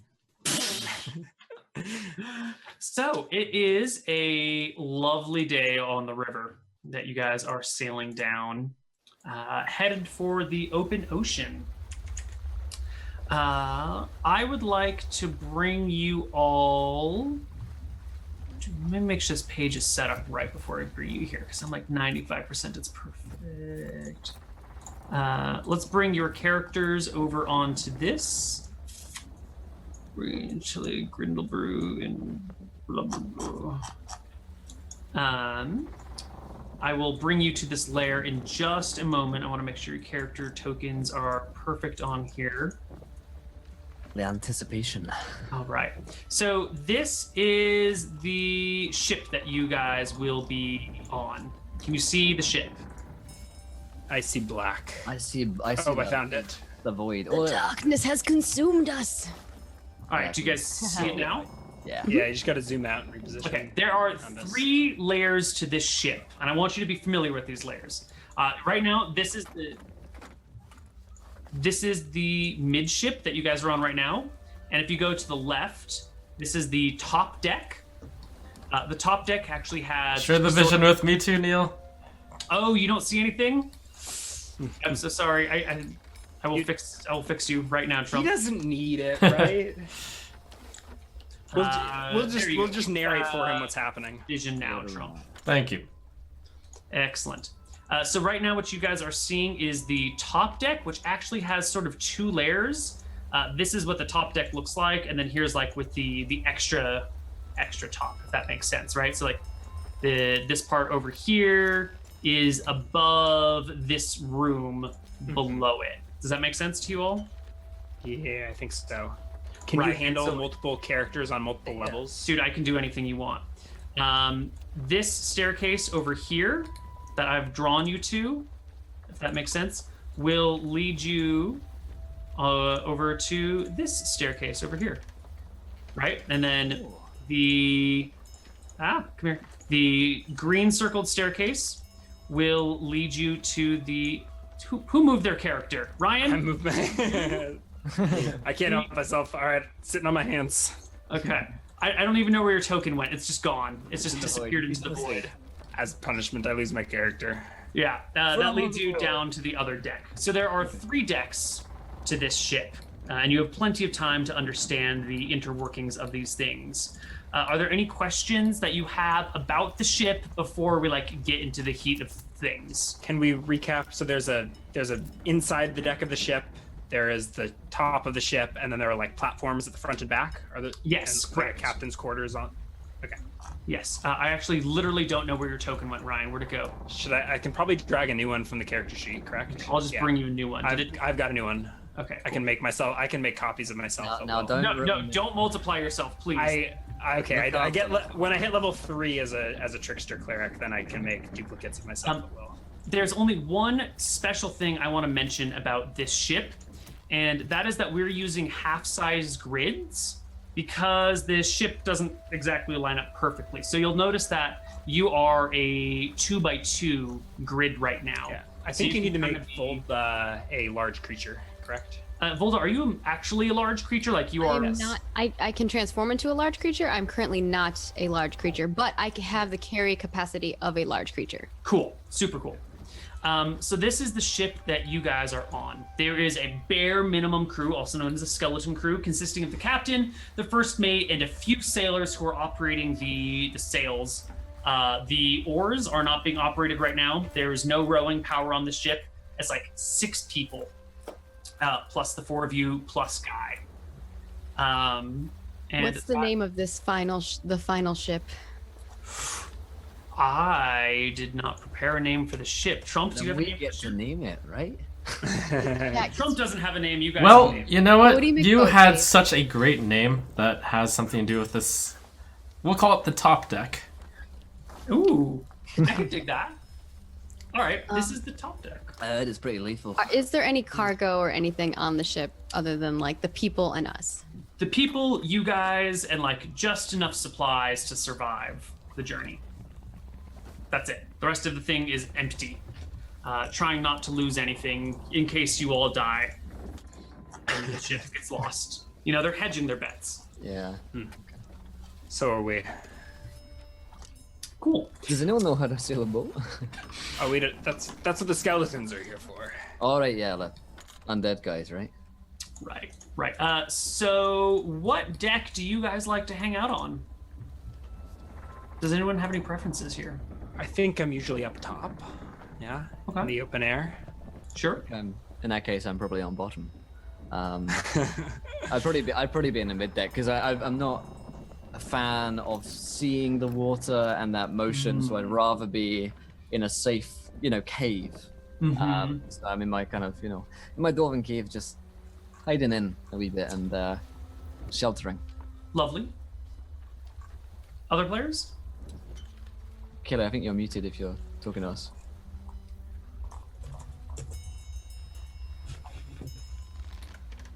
I see her talking, but She's muted for me too. Yeah. Or she's not, I can't hear her. There we go. There we go. Oh no! I wonder how long I was muted for. Oh god. I was saying, yeah, the middle deck sounds good for me too, because I don't really want to be very close to the water. So. Lovely. And I'll be top deck. Okay. Is there a crow's nest or something? Like, can you climb up the mast? Yeah, the mast does have a small crow's nest. Yes, it does. Is that where you're hanging out? At least part of the time, sure. Cool. I don't actually think I'm a very good climber. Are there any skill checks required to climb up this? Certainly will be in battle, I'm sure. In battle, we'll make you make probably acrobatics or athletics checks if you want to climb things. But right now, it's pretty chilled out. climbing down's the hard bit. So it's a pleasant journey on this ship down the river. It's beautiful countryside on either side. It's these big open plains that probably used to be farmland back when this was actually a fully civilized island before it is what it is now. But since the farmland has just been left fallow for God knows how long, it's kind of like taken on a wild nature and sort of become just like miles long meadows on either side of the river as far as the eye can see. Which is, pretty lovely. And there's like a grove of trees there and a grove of trees there. And, there's the fresh air. It's not the sea air because you're on the freshwater river leaving the lake, but there's something really pleasant about this place. Is there anything in particular we should know as DMs or as viewers or players about your journey and how you participate in it? I would share some of my, hesitantly share some of my poetry with Tilly. Oh, good. Just with Tilly? Well, there would be some back and forth telepathically with Volda. I'd imagine she's probably encouraging me to, share my art. So yeah. Golda mostly likes the ones that she thinks are about her. Right. And the other ones she's not so keen on and is very judgmental and gives you lots of critiques on. Yeah. So, I'll give her the Volda, you're strong as a boulder. Nothing could defeat you, not even a beholder. And I like this one. This one very good. Almost perfect. that's one I wrote myself. No big deal. It's pretty good. Volda thinks so Just anyway. shaking her head like that was terrible. I did not enjoy that. What did you think, Tilly? Is that? Yeah, it was something. Yep. That's some of the best feedback I've had. Yeah, so that's very encouraging. Most people just leave. I guess we're stuck down here on the in the deck, so. And yes, good thing you decided not to share with Ringe. I don't think he would have been very supportive. I spend the time drinking and hanging out with Guy on the top deck, away from the slam poetry. All right. So you're all hanging out on these different decks, doing what you do. When it's really, like, wildly out of the blue, the two of you on the top deck just see kind of the normal riverside. Actually, can I get a perception from those of you on the top deck, please? A perception check. My character sheet doesn't have like the advantage or disadvantage thing, so it's. I think you gotta click a little wheel somewhere. Well, Has it? Volda, maybe you're in the middle of like a telepathic communion with someone downstairs. So you don't see this happening, but Ringe, you're just like hanging out on top deck when all of a sudden, maybe 100 feet out, this big wave starts building in the river and coming towards the ship. Uh-oh. I look around. Are there any, like, sailors nearby? There's a few, and they are as wide-eyed and terrified as you. Wave. Big wave. Tempest. And I point this out to Volda. What are the other people doing? They're below Like the deck at the moment. The other people who are the workers. Are they hiding into the captain's area? they begin to yell and scream as they see the wave coming. Not sure if this is like the moment or if this is just a weird freak of nature wave. But the wave hits the ship, crashes over it, water spills down and starts flowing all the way into the inside of the ship. And with it come monsters. Wow. This is going to be a bit of a surprise to me. I didn't actually balance this one, so... Alright, good luck, guys. We're screwed. Very cruel world. Adjust these guys correctly because they're not clumped up in formats like this. They just kind of like land all over the place. I can't spell it. So the wave crashes over the ship, bringing these octopi with it. Yes, bringing octopi with all of you. Are we knocked down by the wave or anything, I was going to go into the next down below. There are many things that happen with this wave. As it crashes, I need everybody to make me an athletics check. A DC 15 athletics check or be knocked prone, because the whole ship is getting hit by this wave. Prone. And if anyone has any concentration spells going, you need to make a concentration check as you get rocked around. But it doesn't sound like anyone has any of those going right now. No. Okay, so everyone is prone. Literally everyone's prone. Hit the floor. Okay, we're gonna start round 1. And we are going to need you all to roll initiative. For those of you that may not know, if you open your character sheet while you have your token clicked and you click the initiative text, which is like right above your HP, it'll roll you initiative. All right. Did we set that up for Tilly? I know that I was looking for that last time. I just And her attacks? Fantastic. Okay. That's a lot of mini Krakens you've got here. There are many beasts on I this think we're about to be eaten That's a alive lot. by octopus. Yeah. Yeah. We're not going to get to hour 3. Sorry, peeps. That will make some sushi. No, we'll die. And they're all. Oh my! No! Oh no! God. There's so many. Get rid of me. Can we take the ship back?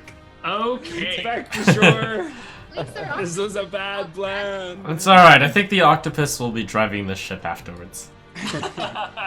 So, the waves crash, the sailors yell and scream and start making their way for safety somewhere, anywhere. And we will begin combat. Lovely. Let's start with my many octopi. Let me just take a glance at which one's which. Let's see. Remind me again why we changed our armor.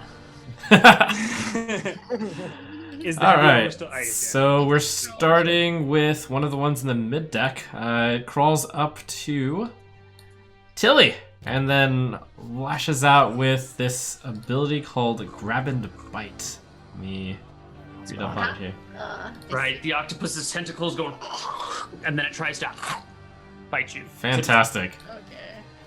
I just trying to figure out how to use this. 22. Looks like a hit to me. Also, if the target is a creature, which you are, Tilly, it's grappled. Until this grapple ends, this target is restrained, and the octopus can't use its tentacles on another target. It grabbed onto you, and it's biting you. For 3 damage. You take 3 damage, Till.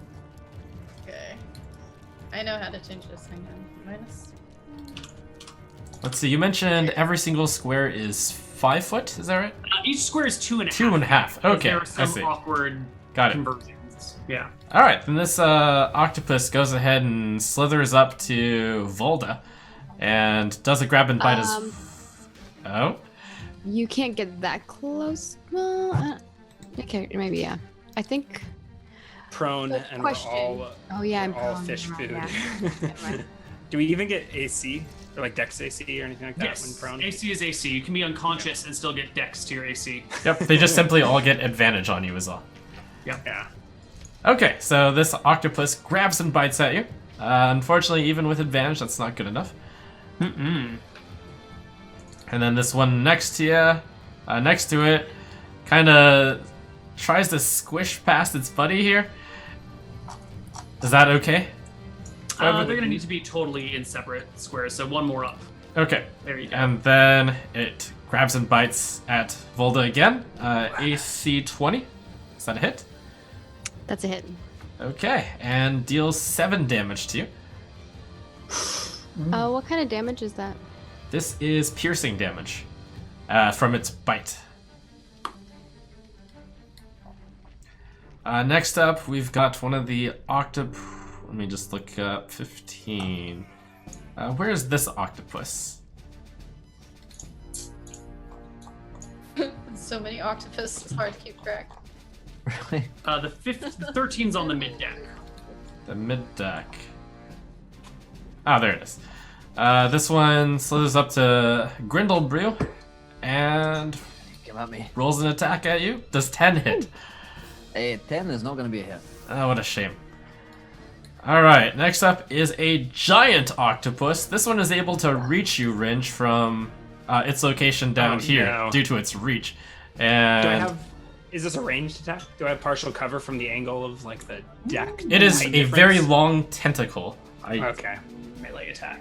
Maybe advantage and disadvantage canceling out because it's having trouble seeing me. It's tall enough to have its head above here, I believe. Yeah. Alright, it strikes at you with tentacle. Is a hit for 9 damage. You are also grappled and restrained. Restrained means all attacks on you have advantage and you can't move. It's gonna be a short one, guys. Next up, we've got this large octopus. Oh, it's washed away so far away. Let's see. So this can dash up all the way over there. It goes ahead and squishes along the deck. Move in next to over here, I guess. That does take it does walk past Volda's range, I believe. What is your general range, Volda? My current range is 10. Holy 10. Then yes, it has moved out of your range. If you want to. Oh no, it hasn't, due to the sizes of the ship. So no attack of opportunity yet.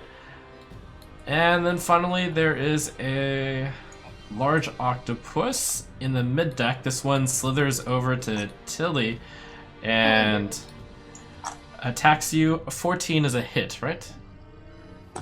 Sorry, what is that again? A 14, your AC. It seems like it still Iliad. calculates the feet properly, though, right? Which feet? I don't know. I guess maybe I'm confused because if we're now 2x2 squares, right, or something like that. Right. So You have 10 reach, so you get opportunity attacks when something leaves your 10-foot reach. Yeah. Yeah. All right, Tilly, I believe your AC is 11. 11. So that does a hit for 6 damage. Feels bad. Feels Okay. real bad. All right, Why did I Volda. change my armor? I hate you guys. All right, Volda. There are octopus everywhere, and your party is split. 2 on the top deck, 2 on the mid deck. Let's team up. What are you gonna do? Well, Volga's not really gonna be able to do much about the split part of it, but you are gonna see her transform into her just giant growth discipline. Which, while I'm in this discipline, I get my reach is increased by 5 feet. All right, do you become a large-sized creature? No, I Okay. have to use a spell for that. That would be my gigantic form. Which I am thinking about using, or my ogre form, not gigantic form. Gigantic form's a different thing. This is a bonus action. As Your well. giant growth is a bonus action? Yes, giant growth is a bonus action. Yeah, that's a bonus action. I'm trying to think of what I want to do. I think that for the first thing I'm gonna do is just attack this thing. Let's see. I guess I'll attack the one that's right here next to me. Oh, the little giant octopus. The little giant octopus, yeah. Get it. And as I'm doing this, I just talk to Ringe and I'm like, telepathically, I take these two. You take those. Got it covered! Is on the ground, grappled by a giant You do not tentacle. need to yell. and then she uses her spear. Does a 14 hit. Yes, it does. 9 damage. Oh, you're so close. Can you get a bonus of 1 to damage in there anywhere? I don't think so because I already used my bonus. Oh, Right, my bonus is for What a swapping. shame. It's so close to dead. It wants to be dead, but it's just not. All right. Anything else Well- on your turn? Do I get surprise attack? Because then that would change. No. Because my surprise attack only works on my first initial hit. Oh yeah, definitely not surprise. Okay. Well, next up, this octopus lashes out at Ringe from its location. Well, it actually slides forward a bit to try to bite you as well. 10 is not a hit, though, even with its advantage. Thank goodness. All right, Ringe. So what Filled is with the friends. deal with this restraint? I have to make a save. Is that an action, or do I get it at the end of my turn? If you want to break the grapple, it is an action. And I think you have to break the grapple to break the restrain. Do I not get a save when it first when it first grapples me? So I No, auto this creature grapple on has the if you're hit, you become grappled with it. It's a attack. and then I need to burn an action to Right. However, grapple. you can still attack things while you're grappled. I've just got disadvantage all across the board. Yeah, Yes. I mean, You also have disadvantage when attacking. There's a disadvantage.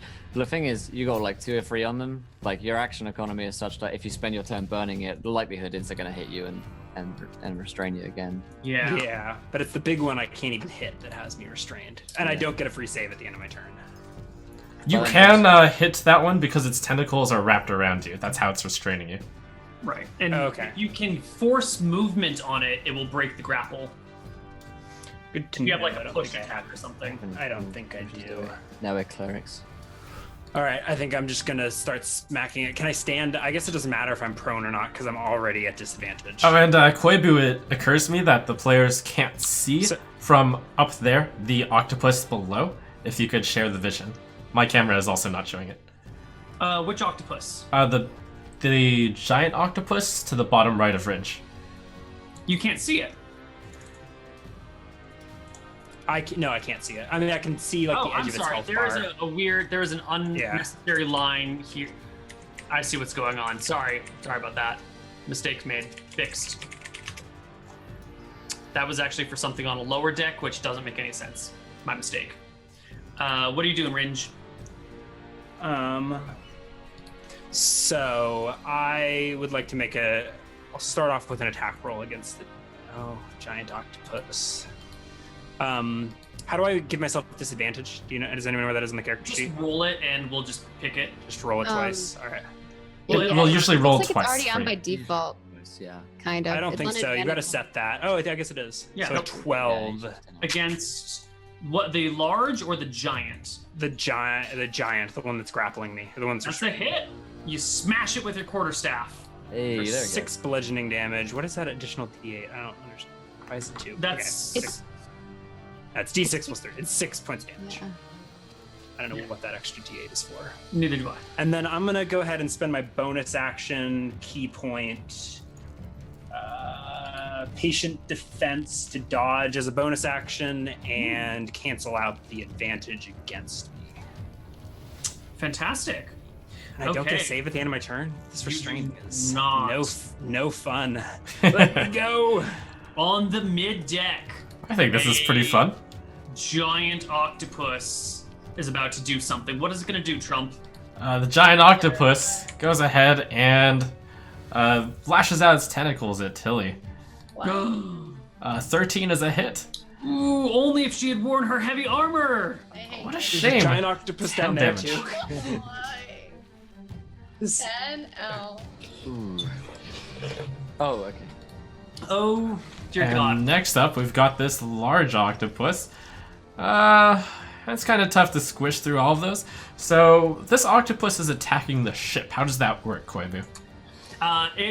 There's like a porthole nearby it, and so it starts to push its tentacles on it and try and like pop out the porthole. Meanwhile, the beak starts ripping at the boards of the ship, trying to rip the ship apart. Do I roll anything for that? How do we progress destroying the ship? The ship will be destroyed in a certain number of rounds. I was gonna wait until the end of the round for everyone to kind of get an idea of how this works, but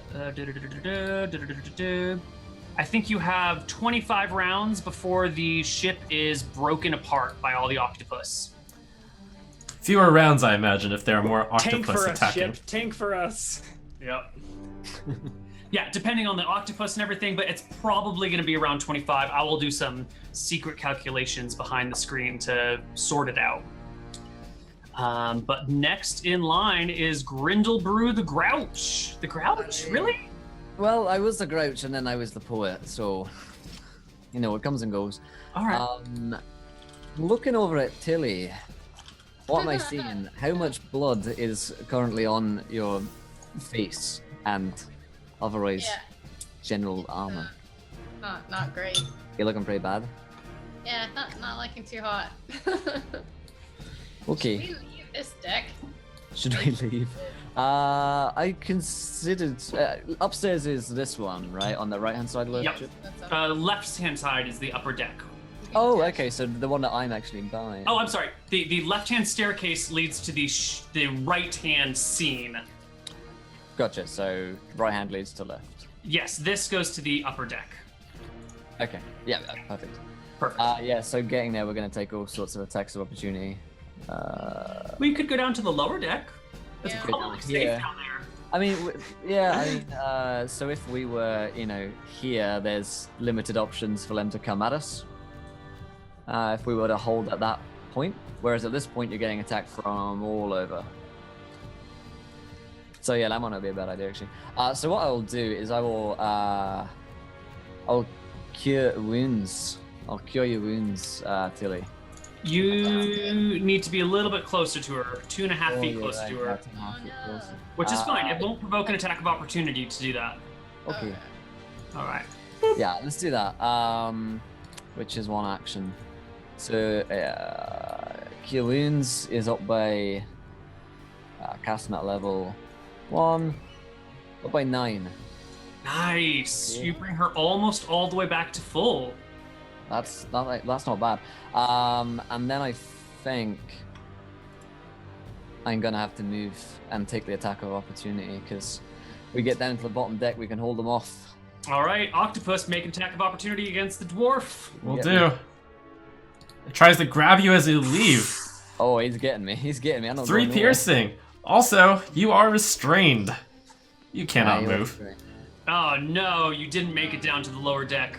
I trip up as I go. Tilly, little hand. Oh, no, you've probably got your own problems. So many problems right now. And last but not least is one of the large octopus on the top deck. Alright, this octopus kind of slides over to the right side railing here and just starts trying to destroy the ship. It goes ahead and lashes out its tentacles at the deck. Oh, excellent. It rips off the railing right there. This section that I'm about to draw has no more railing. I'm going to draw in warning yellow, just so you all know. Thank God you all changed your armor. You won't fall off the deck and drown. Moving on to the second round, and there are a lot of octopus that get to go. I just realized one of them didn't move, so I'm going to roll initiative on this one. I never actually got to it. Oh. Is Tilly not in Oh, initiative? you're not in the initiative order, Tilly. So, She rolled a 6, but it didn't get put on her character sheet. She needs to Alright. click on her character and then roll initiative. so We'll it's can bring you you into the initiative order at the top here. Okay, I'll this take action now and then this octopus near the bottom, Her roll was 6. it attacked the ship over on the left side up here. Cool. Go ahead and take your turn, Till. Okay, so a weird question, but could you potentially use animal handling in any way towards like the large octopus? You know, I think that's an experiment you're gonna have to be willing to risk. Maybe it'll work, maybe it won't work. You know what? Do you Let's try believe, it. with your luck today, I mean... What could possibly go wrong? If I had an octopus friend to help me, maybe Right. my life. That's how this works, right? So tell me how you're trying to handle this octopus. Tell me what you're doing here. Well, my theory is I'm not gonna be like aggressive to it. I'm gonna try and like be like, hey, Mr. Octopus, how about you chill with me and be my friend? And we'll see how it goes from there. Maybe I have some octopus food or something. What do you have on your character sheet that could be considered octopus food that you might offer? She points to Grindel Brew. I have rations. Could that be fine? Why don't you make us an animal handling check? And which octopus are you trying to handle here? The one right next to me, on like right in front of me, like I'm facing it. This one? Yeah, that one. All right. Give me an animal handling check while you try and offer the octopus some food. Oh. That's not bad. You know, I think with Trump's permission, the octopus is very intrigued by the food offerings you've given it. Yeah, And it might be distracted for a little while by the food. it certainly Cool. enjoys It's food. not attacking me. That's that's a bonus. That's progress. Why don't you roll me 1d4 for how many rounds the octopus is distracted for? All right. Nice. That octopus is consuming your food for 3 rounds. Okay. Coincidentally, it's about that octopus's turn to go, so I'll go ahead and decrease the timer by 1 there. And Alright. it uses its tentacles to slurp up the rations that you've kind of hurled in its general direction. Oh, it's so cute.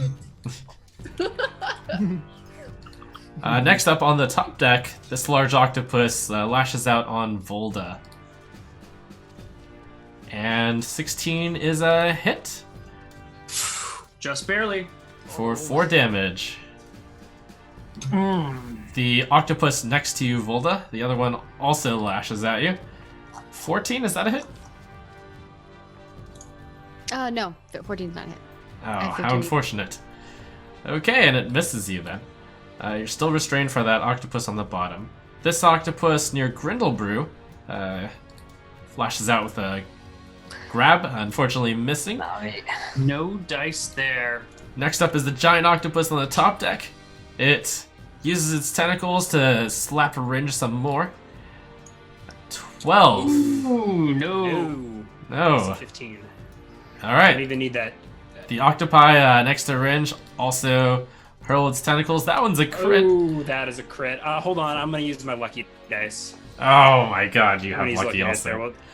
there. Well, Let's just roll a flat d20 and you can add whatever bonus. 9 plus Plus. 5 is 14. My AC is 15. Okay, Ooh, that's a miss. Still in this. Nice. And Good that's one save of there. 2 lucky dice Well down. Note, we have changed lucky to be 2 dice for this one instead of 3. Nerfed. All right, this large octopus on the bottom or on the mid deck goes ahead and bites at Tilly. That has advantage, right? Has she been hit yet? She got hit by something for 10, and then healed Yes. for 9. So she is restrained. That means that's advantage. So that is a hit for 3 damage. Okay. We can take him, Tilly. Volda's move. All right, Volda. It's All looking right. bad. Why are you octopus? Volda is going to, at the beginning of my turn, I get to, okay. Well, at the beginning of my turn, I get 2 temporary HP. What? So if I take damage, that doesn't go towards my actual health. That just goes towards temporary HP, or? Right, it'll drain your temporary HP first, but at 3rd level, your second against your HP. At the start of your turns, you gain temporary hit points equal to your int mod minimum of 0 if you have at least 1 hit point. Yeah, so. So broken. Mr. Kopi. Yeah. I remember when this came out. So, alright, and I actually. As a reminder, all of you do have inspiration, and my monsters Oh, can yeah. use inspiration as well. Since we've got a lovely drawing of I think Koibu and myself. I don't know And why I'm Guy Fieri, but I'll take it, I guess. The next thing I want to do is I want to use Topple Shift as a bonus action. And that allows me, and I'm going to use it on this creature right here, the one that has more HP. So I become large and then small. So I become a big bugbear and then a small bugbear, and I knock this guy back if he does not succeed. It needs a strength saving throw against what's your DC? My DC is 12 All for right. spell saves, I believe. Okay. Large octopus, strength saving throw, totally 16. passes. Poopsicles. Because it's my spell AC, right? Not my, Right. Okay. Alrighty. It was worth a try. Now I'm gonna hit this in the face again. So spear. You skewer it and it dies. Yeah. Mwahaha. Excellent. Well done. As I take the last one out, I spear it and I turn to look at what Ringe is doing, and he has yet to do Yes. any damage to 3 anything. I, She's I, going to look at him, and she turns to the next one that's in front of her, and she's like, You must be more fierce. Ringe. It looks like the tentacle has been bruised during all this bashing around. I think I chipped a few HP off the giant. A little, yeah. Next is a large octopus to the north of Ringe. Let's see. So north of Ringe. It goes ahead and attacks Ooh, you. That advantage, is a disadvantage, crit. Cancel a 5th. No, it's not a crit, but it is still a hit. Oh, where is the... I used my key he's to dodging. gain advantage. Oh, I see. Yeah, I'm dodging. 15. And that is a hit So still, it's just right? a regular hit. Got it. For just 2 damage then. Oh. Poor Ringe rolled for HP before the show started and rolled like a 3 and a 2? 3 and a 1, I think. I think I 3 and a gained 1 on his hit dice. Oh, God. Don't let your friends roll for HP, guys. All right, Ringe. nonsense. The thrill of the RNG. It doesn't make. I think I need to get away from this. I need to. It's a DC 16 with the giant octopus. I can use it. I can use inspiration on that though. I'm gonna do it. I can. Sure, use I will inspiration ask after I roll, right? beforehand. Koibu, does it matter that it's now grappled by 2 different octopi? You can only be Alright. grappled by 1 creature at a time. Got it. Okay. The giant octopus is the one doing the grappling right now. Yeah. Okay. Do I need to declare inspiration before rolling, or can I Yes. fail and then reroll? Okay. You need so- to declare beforehand. Okay. So we'll burn that inspiration, try and break out of this. I didn't even need the inspiration. And then I'll burn my second key point to disengage as a bonus action. Nice. And I'm GTFOing. May I suggest And I'm overboard? Is there a Wait, are you rope I can jumping grab as I overboard? leap overboard? I can move 40 feet. So how far can I get away from this mess? As far as you want. I wouldn't run that way. Wait, are you disengaging? I'm getting out of here. Where's Okay, the you're not gonna staircase take action. downstairs? If you can get down to our It deck, looks like I can get to the staircase. Unless there's a nice rigging I can hold on to and hang off the side of the ship, I'm just gonna like run over here or something. Is this Okay, the so staircase I can go that's not the down? staircase. It's the internal staircase. Oh, okay. I couldn't even see that. But Yeah. I guess I can't make it all the way there.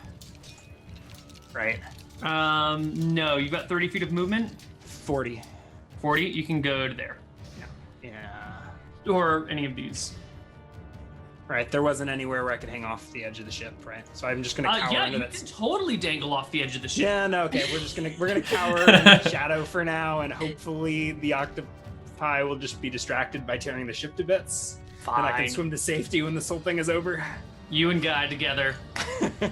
Tilly. When you run away, Volda says to you, she's like, in your mind, she's like, coward. Totally. Okay. I- So, as much as I would like all of the octopus to be my friend and beat them all, I can't really do that realistically. So I'm gonna attack the one I didn't feed. That's like right below me. Uh-huh.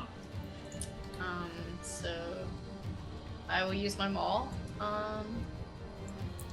Should I just roll that? Yep. Okay. Ooh, nice shot. very nice. Don't smash my octopus to bits, please. A maul's a pretty big weapon there. Do it. The maul text will roll the damage on the. Oh, So you can click the little There. big. Oh, 14! my God. There you go. It splatters to bits. Should call you Gallagher. The octopus just goes everywhere. Alright, well, that giant octopus next to you did not like what you just did and keeps lashing you with its tentacles. It's at advantage, so that's a hit for 7 damage. ouch. Okay. Let's see. The octopus down here has noted that there's now room to get over to you, so it walks over and grabs you and bites at you. You take 3 damage.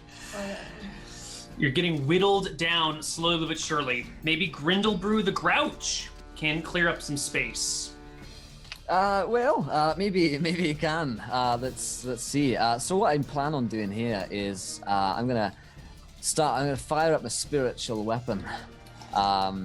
So I create a floating spectral weapon of in range, which lasts for the duration, which is 1 minute, so 10 rounds. I make a melee spell attack against a creature within 5 feet. So this laddie here can get a melee spell attack, and then on my following turns, I can get the bonus action to deal a spiritual weapon. So I can end up doing some healing to you soon, Tilly. But first of all, I got disadvantage on this one, my spiritual weapon. So that's a 7 against this large octopus here. Not good enough, I'm afraid. No. My spiritual weapon appears in the form of a hammer with a wedding ring on it, and Like, is the wedding ring around the haft or like around the hammering part? it's around the hammering part, and so every time the spiritual weapon hammers, a part of the ring breaks off. Oh God. Yeah, he's Oh crying. my God, that These are- hurts. These are just tears emotionally. of rage. I feel like that should get like +2 emotional damage to any targets you hit. That's it. Um, But at least my spiritual weapon is up and going now, so I can bonus action it next time. nice. Top level. Yep, Octopus. that octopus, satisfied with the damage it's done to the ship, notices it's on prey, has moved into its range. No tasty wood over there. And it goes ahead and grabs at you with the tentacles. Oh. 19. Hold. Oh, I'm go ahead. Go I ahead. was gonna use my last luck die. Sure. So we'll see if I can. 11 11 plus plus 5. five. Is No, that still 16. does it. Oh no! Roll some But I would damage. request that you reroll damage Sure. Here you on the go. off chance that I can survive 3. this. Oh. 3. I'm at 1. I'm at 1. You're alive, but you're restrained again. Still in this. I'll Oh no. go ahead and put that net symbol on you. Fantastic. Double At least net. this one's DC somehow. 13. Yes. Keep running. You'll get there. All right, round 3. Running away is definitely going to help you defeat these foes. Alright, next up, the octopus next to Tilly. Munches happily on the rations. Okay. Next up, large octopus is attacking the bugbear. 11 is a miss. Mm-hmm. Next one. Let's see, this is one on the top. It's destroyed that side, so it wanders down the stairs. Oh, look, it's a human. It goes ahead and Hello. tries to bite at you. That's a hit. Uh-oh. It seems like you're all out of luck, Ringe. 6 damage. Yeah, I think I got nothing. All right, range is down. down. He'll be making death saving throws. Next up, large octopus in the mid deck. It grabs and bites at Grim. That's a hit due to the restraining. For 3 damage. Okay. Very slowly, eventually, you will die. This is wearing me down. Alright, and this giant octopus was broken away from on the top deck, and now gets to go ahead and focus his efforts on Volda. Its efforts. 19, that's a hit. For 9. Also, you are now grappled by the giant octopus. 18? 19. 19, that does not hit, yeah. 19 does not hit? Oh, 19 does hit, yeah, you're Okay. Fine.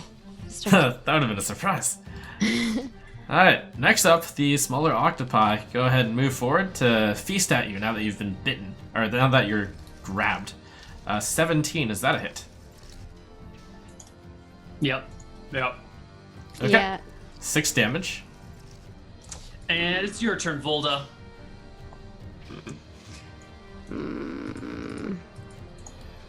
Alright. So... Your mental connection with Ringe yields a flat line. yeah. I have very little HPs, and my temporary, they're all gone now. Can you get downstairs for heals? I get 2 temporary HP at the start of my turn. Very nice. It's not really gonna help me that much. And then, If you can get it within line of sight of me, I can start there. yeah, how far can I run? Yeah, a little bit. Well, you're currently restrained by something. Oh, that's very true. So the answer is a 0. Well, I can't even attack then. I can't do anything. You can You attack can attack at with disadvantage. disadvantage, or you can try to break the grapple as an action. Oh my goodness. Yeah. Well, I guess I have to do the break the grapple because I can't even cast a spell, can I? You can. Yep. You can do anything except for move. Yep, it's your body that's held, not your hands. Okay. In that case, then I am going to cast this. Ooh. You see the force in an entangled field of magic force for So 8 I actually hours. have a 17 armor. That's a cantrip. That's always active, I think. Or you should always have had that active. Well, I didn't say it, so I don't want to. I don't want Right. to be that guy who's This effect. because definitely would have casted it before. I agree. Wearing armor. Are you wearing armor right now? I do not. Well, I have I a think shield. you're. Oh, okay. You have studded leather armor on, so you can't cast the spell while you're wearing your studded leather armor. But if you survive, the spell is meant to replace armor, and you don't even need to be wearing any. If you can take your, I think your studded leather you can take off in a single round. But I can't because I'm restricted. No, I'm sorry. It takes you 10 minutes to take off, or 10 rounds to take off your armor. Yeah, so use something else instead. But Yeah, I guess I can do next anything. time you play this character, use that instead of armor. Yeah, I mean that was my plan is before combat to always just put that up, but I was not given any notice of anything. I didn't say anything, so but I would have of course done it. So I guess I'll try to get unrestricted then, I guess, because it's my only option. I don't have any other option. So tell me what I need. It's an opposed athletics check. Alrighty. I think, or acrobatics. Athletics is Yes, fine. either one. Okay. Yeah, I think it's your 20. choice. Yeah. Nice. You free yourself from the grips of the. I can't attack you guys. octopus around. I'm. What would you like to do now? Now that you're free. Well, I'm not gonna back away at all because that would just make them attack me. A little bit, yeah. There's nothing I can do. That's it. That's my action, right? Yeah. You can move. Bonus action. Yeah, no, but that's all. That's all I can do. So that's my action. Uh-oh, not looking too good for our heroes here. Large octopus on the top deck near Volda. Okay. It's displeased that you've broken free, so it tries to grab you again. 10 does not, though. No way. Ringe, death saving throw. 15 or 14 and below is a fail. Yeah, where's that on my character sheet? You simply roll 1d20. Next. Yeah. Very nice. How fortunate. Trickster's luck. Alive. Tilly. Okay, right. So I'm gonna try killing this octopus below. Mm-hmm. I'm gonna use my maul. Should I use my second wind before maul or more before? Either way will work. It's Either way. Yep. Okay, I'll use maul first. 14 will hit it. And then. Oh, 5. Well, that won't kill it. Not quite, but it did So a very close. big chunk. And then I'll use my second one. You're a fighter, right? Yeah. Yeah. What is your fighting style that you took? Great weapon fighting. That's what I thought you took. Oh, you need that's to right. re-roll your damage there because you get to re-roll 1s and 2s, and you rolled 1 and 1, so just re-roll your damage. How do I do that? Sorry? Just click Click on the maul. maul text again. Yeah. Click on what? Sorry, maul. The again? maul text, the way that you Oh, rolled okay. damage before, just do it again. Okay. Oh. Again, how right? Or sad. do you no, have to no, do it only it? happens the No. first time. Wow, that was a double low roll twice. What It's did- not your day. Unlucky. That's like a 1 in 1,000 chance to roll 4 ones in a row. The second That one is impressively bad. 6. So does that mean I go up 6? Yes. Yes, your HP goes up 6. I'm going to change your weapon, so we'll automatically re-roll the failed, the rolls that are too low for you. So that way it'll always auto-calculate damage appropriately. Okay, that is the end of Tilly's turn. Giant octopi have no real sense of lucky or unlucky. It just sees you and wants to wrap you up and destroy you. Oh, that was almost sweet. That does 8 damage to you. Whittling Tilly down. And this large octopus, which you just smashed, wants to get a little bit of revenge and bites at you. 15 is a hit and does 5. Ouch. Oh no, it's looking really bad. Grindelbrew, you only have 1 against you. I know. I've been healing. I'm gonna do my my bonus action for my spiritual weapon on this guy, who's get a high roll going. Oh, you totally smash him. There we go. That was up. There we go. 10. He is eviscerated. The tentacles around you loosen up. And there's room. There's room to move. There's room to do things. Oh my goodness! I forgot what that felt like. I will for my action. I will do another Cure Wounds on you, Tilly, because I think you need it. Yeah, just a little bit.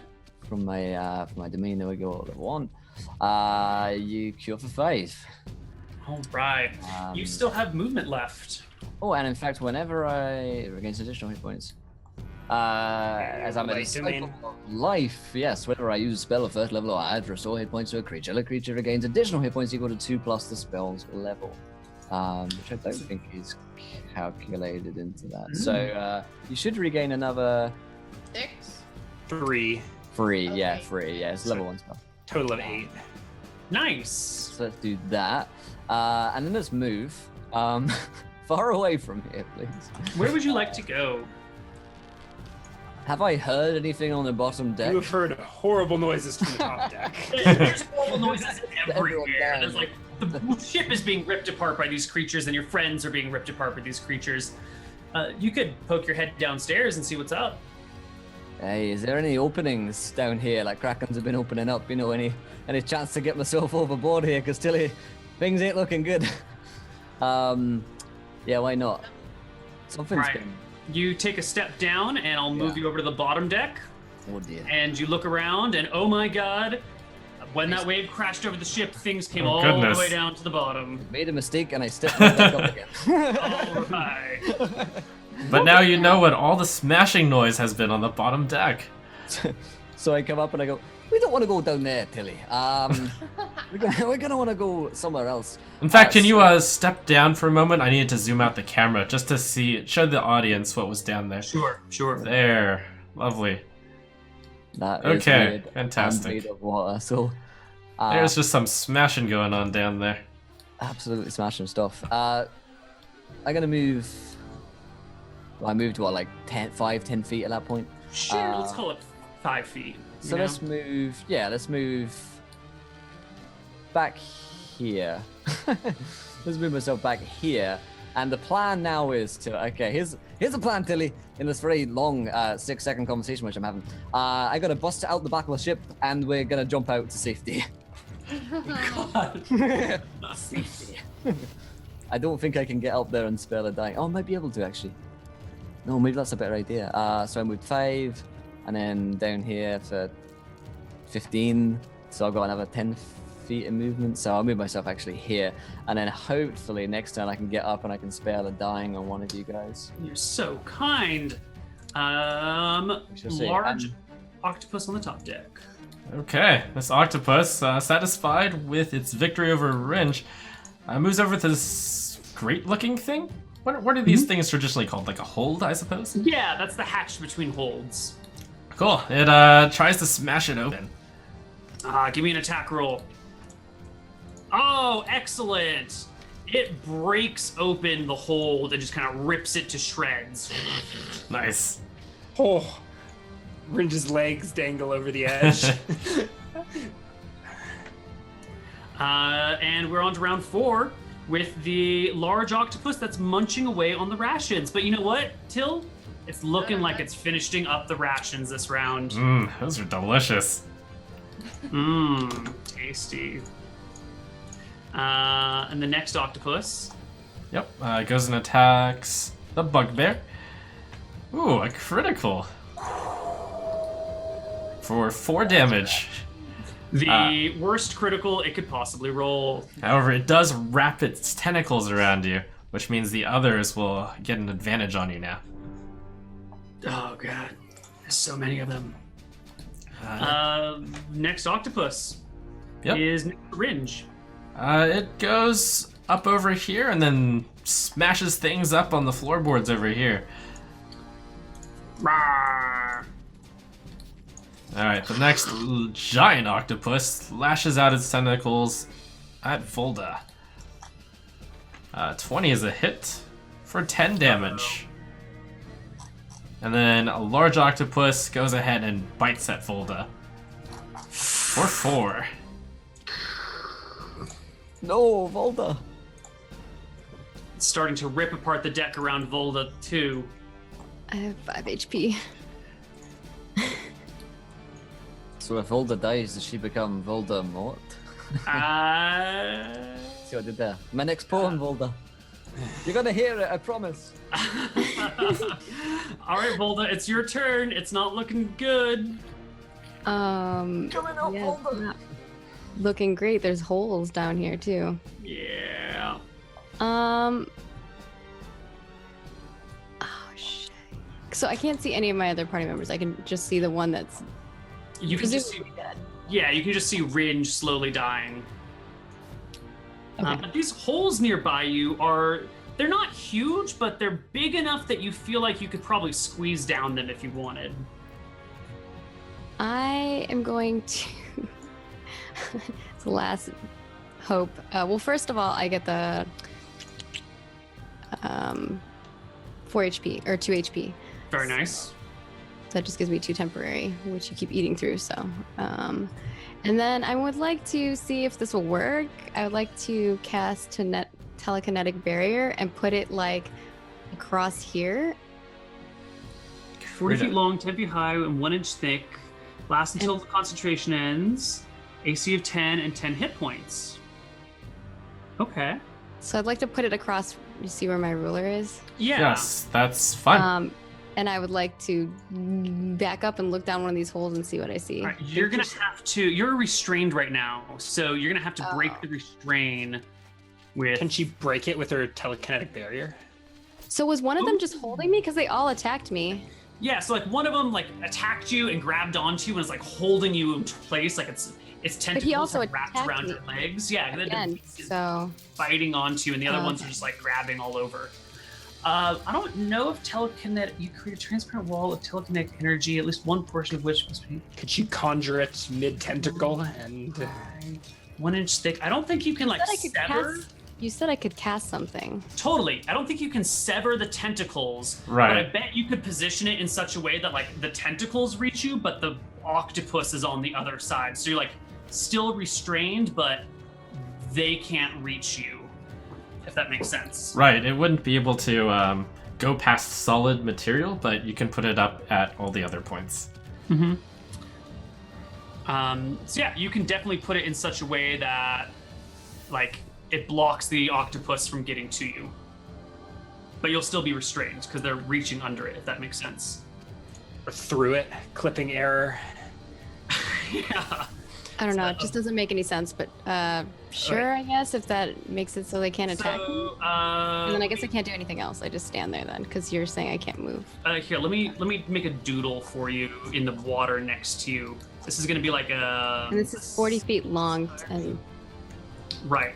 So this is gonna be you right here. I'm a really good person drawer. Right. So here you are. And the octopus is the purple thing. And it's like this. And it's got these tentacles that are coming over and like grabbing onto you, right?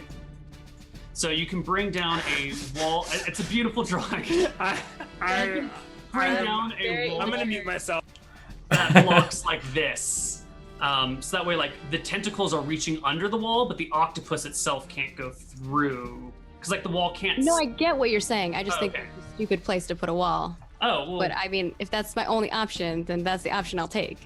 I just don't think it's. I think the wall is still effective, but the point is you can't mechanically break the grapple without using I get it. action. I So get they're it. trying to narrative their way around that. So you're still restrained, but there's a wall up to prevent future attacks. And I get it. I've already said Okay, I was cool. You didn't need to draw the picture. Oh, I'm sorry. Okay. I don't thought think I it's was... the thing that you think. I think you did need to draw the picture, Neil. That was necessary. I'm So sorry. screen. I'm glad we have Twitch VODs to preserve that beautiful piece of Okay. artwork.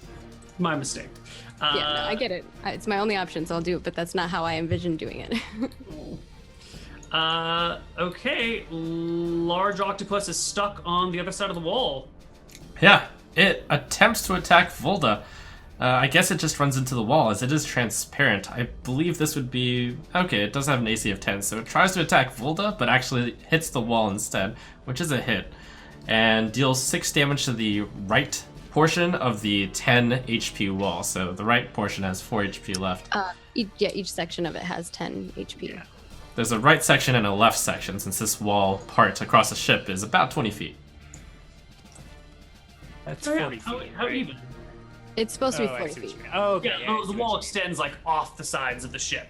Cool. The ship is only so big.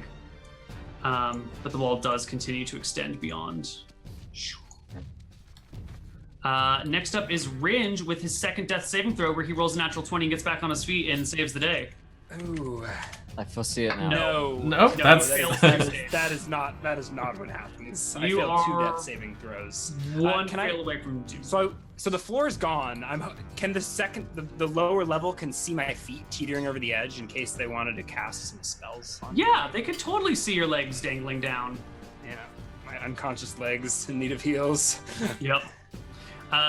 Mid-deck giant octopus. It's Tilly's move, rather. Oh, I am so sorry, Tilly. I skipped your turn. It's okay. Right. It's not the first time. With inspiration, do you still get to make attacks, etc. afterwards, or not? Yeah, it just gives you advantage on 1 d20 roll, basically. Okay. Alright, so I'm gonna feed this octopus that I've been trying to attempt to make my friend. I might save the inspiration for next time. All right, you're gonna feed it again. Yep, I got plenty of rations. All right, give me an animal handling skill. Fingers crossed. You know what? That octopus not only enjoys the food, but it seems to kind of like, hey, Oh. Yeah, me. maybe this guy's not so bad, you know? Like, hey. Why don't you roll me like a 2d4 this time? Because you've bonded now with this little critter, somehow. An evil octopus trying to eat you. All right. Next is the giant octopus adjacent to you. It's not so happy. It's kind of jealous that it doesn't get any of this food. It tentacles at you, lashing out. Let's It's not see. gonna steal the food from the other octopus. Oh, No. No. criticalness. What a shame. The southern Tilly octopus. This one Rare species. has been mauled by you, so it decides to try to bite at you as well. That's advantage, and manages to hit for 2. Ugh, God. Grindle Brew! Brew! To the rescue. Tilly, how you doing? I've been better. You reckon we can kill that large octopus that's like half health? That would be fun. But hell. Yes, I can move my spiritual weapon, right? Let's see. Let's how do I do that? Let's find the rules. As a bonus action, you can move the weapon up to 20 feet and repeat the attack against a creature within 5 feet of it. So yeah, I'll move. It was about here, I think, my spiritual weapon. So I'll move it over there and attack the large octopus to try and free up some space for you. If I can find the character sheet, there we go. This should be no disadvantage for once. A 10. Not quite. Almost. Alright, Tilly. Well, the dice are not in our favor. We're doing okay here, but I feel like our companions are gonna die if I don't get Spiller down up. So I want to see what's going on above deck. So I'd like to head over, 15 feet up here or so. You can at least see a pair of limp legs hanging through a hole in the ceiling. He's in the mid deck. Okay. All right, you end up over here. Boop. Boop. All right, my spiritual weapon's down there, Tilly, so I can keep doing that. Let's see, Spell a Dying, 1 action, touch. I've got to touch you.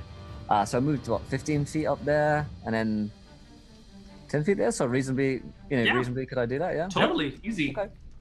So I'll go here, and I will Spell a Dying on you, which means you touch a living creature that has 0 hit points. The creature becomes stable, so you're not about to die from your death sentence.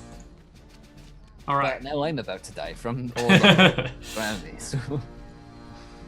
Actually, we'll leave the X over you, but you don't have to make death saves anymore. Your spiritual weapon degrades 1 round, and next is the octopus adjacent to. Sure. You hear some amount of smashing from below the deck. This is probably advancing the timeline on the ship sinking due to no one dealing with that. Anyways, you have more things to worry about right now. The octopus goes ahead and grabs and bites at you. The newfound cleric. Oh god, it's For tangled 4. you. 4. It's not looking good. On to round 5. To the north. Nope, not to the north. I'm sorry. The hungry octopus. Okay, it happily munches at the rations. At the feet near you, Tilly, you kind of feel the tentacle just kind of gently massaging your leg a bit. It's grown a little bit more affectionate. Aww. Oh. I'm gonna die, but at least I have a friend. Near Volda, the octopus is still holding on to your legs under the wall, but its face just can't. Right, Can't it get to you. it tries to bite at you, and it runs right into the wall. It doesn't quite manage to make the AC of the wall, so it doesn't do any damage. And the one on the top deck near the wheel. Sure. This one slides over to the top of Grindlebrew from above the deck and attacks downwards, managing to hit you for 4 damage as it bites onto your head. Oh no. The upper giant octopus. This one tries to bite at Hilda as well. It runs into a wall instead, dealing 5 damage to the left section of the wall. All right. The large octopus in the middle of the wall. Yep, it goes ahead and lashes out its tentacles at Hilda. They're all very confused at why they're not hitting you. That does 10 damage to, let's say that's closer to the left side of the wall, shattering it. Yep, All that wall's gone. So the wall is now just here. All right, Volda. So, if I push a creature away from me, will That will I? break your grapple. Yes. Okay, so I think what I'm gonna do is first I'm gonna take that, get that 2 HP. So now I have 4 temporary HP. Wow. And I am going to use my push, which costs me. Oh, I can choose how much I want to use. So, I guess maybe 2 psi. Mm-hmm. All right. Make a strength saving. No, the target makes a strength saving throw. Excellent. Yes. Octopus. Are you... The one that's grappling me. The one that's grappling you, okay. And it rolls a 6. failure. It fails. And use 2 psi points, so it gets pushed 10 feet backwards. Yes. Oh, almost off of the ship. Not quite. Oh. Should I So spend maybe you have 3 to roll a and dex knock off the save, ship? teetering off the edge. If you spent 3, it would knock it off the ship. I'll spend 3. Sure. The splash. I'll allow it. And go ahead and deal 3d8 damage while you're at it. Right, I gotta roll 3d8 damage. All right. Let's 13. rephrase that. The bits and pieces of the octopus that remain fly off the ship and splatter in the water. It's gone. You are no longer restrained. You still have your movement, and the other octopus around you can't actually reach you because the wall's in the way. Okay, now I'm gonna back up. Look down the hole first. What's down there? It looks like emptiness down, like just an empty deck. I see nothing. Yeah, I mean, it's just a straight shot, and directly below this hole is just kind of open deck. There's no octopus, there's no people. It looks like freedom. Oh, also, I don't have vision shared with Tilly. If you I'm could get that gonna vision yell. shared with me. Fix that. I'm gonna yell down in the hole. Is it safe down there? Is it safe down there? Is this to me? I don't know who's in that down there. They'll have to tell you. I don't know. I can mine. Yeah, Tilly, you hear this voice coming down. Is it safe? Well, it's not worse than where you are, and I can appreciate the help, so go for it. We only have I don't know. We have 2. you only have 3, 2 4, octopus. 5. The other octopus. is You pretty can't see what I have up there.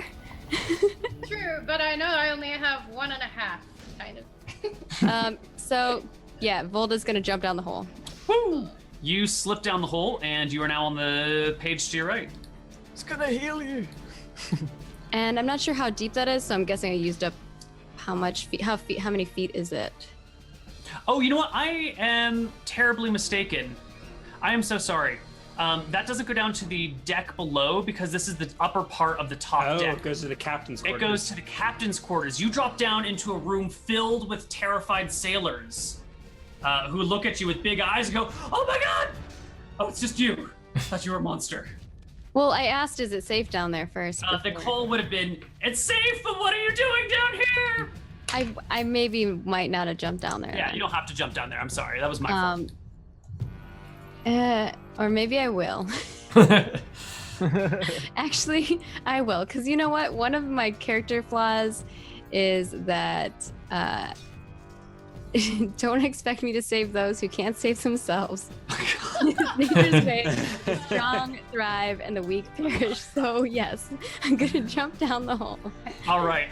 Down here are just a bunch of sailors who had managed to make it in here like before all the combat got too out of hand.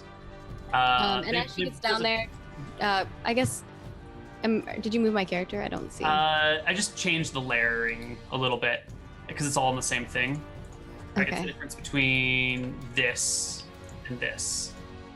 Oh, so I can actually see the peoples. Yeah. There's no people tokens because it would be awkward on the layers. But you're down here, and there is a door that blocks off this section right here that is like currently barred, and people are pushing against. Okay. And that's where the octopus is on the other side of it.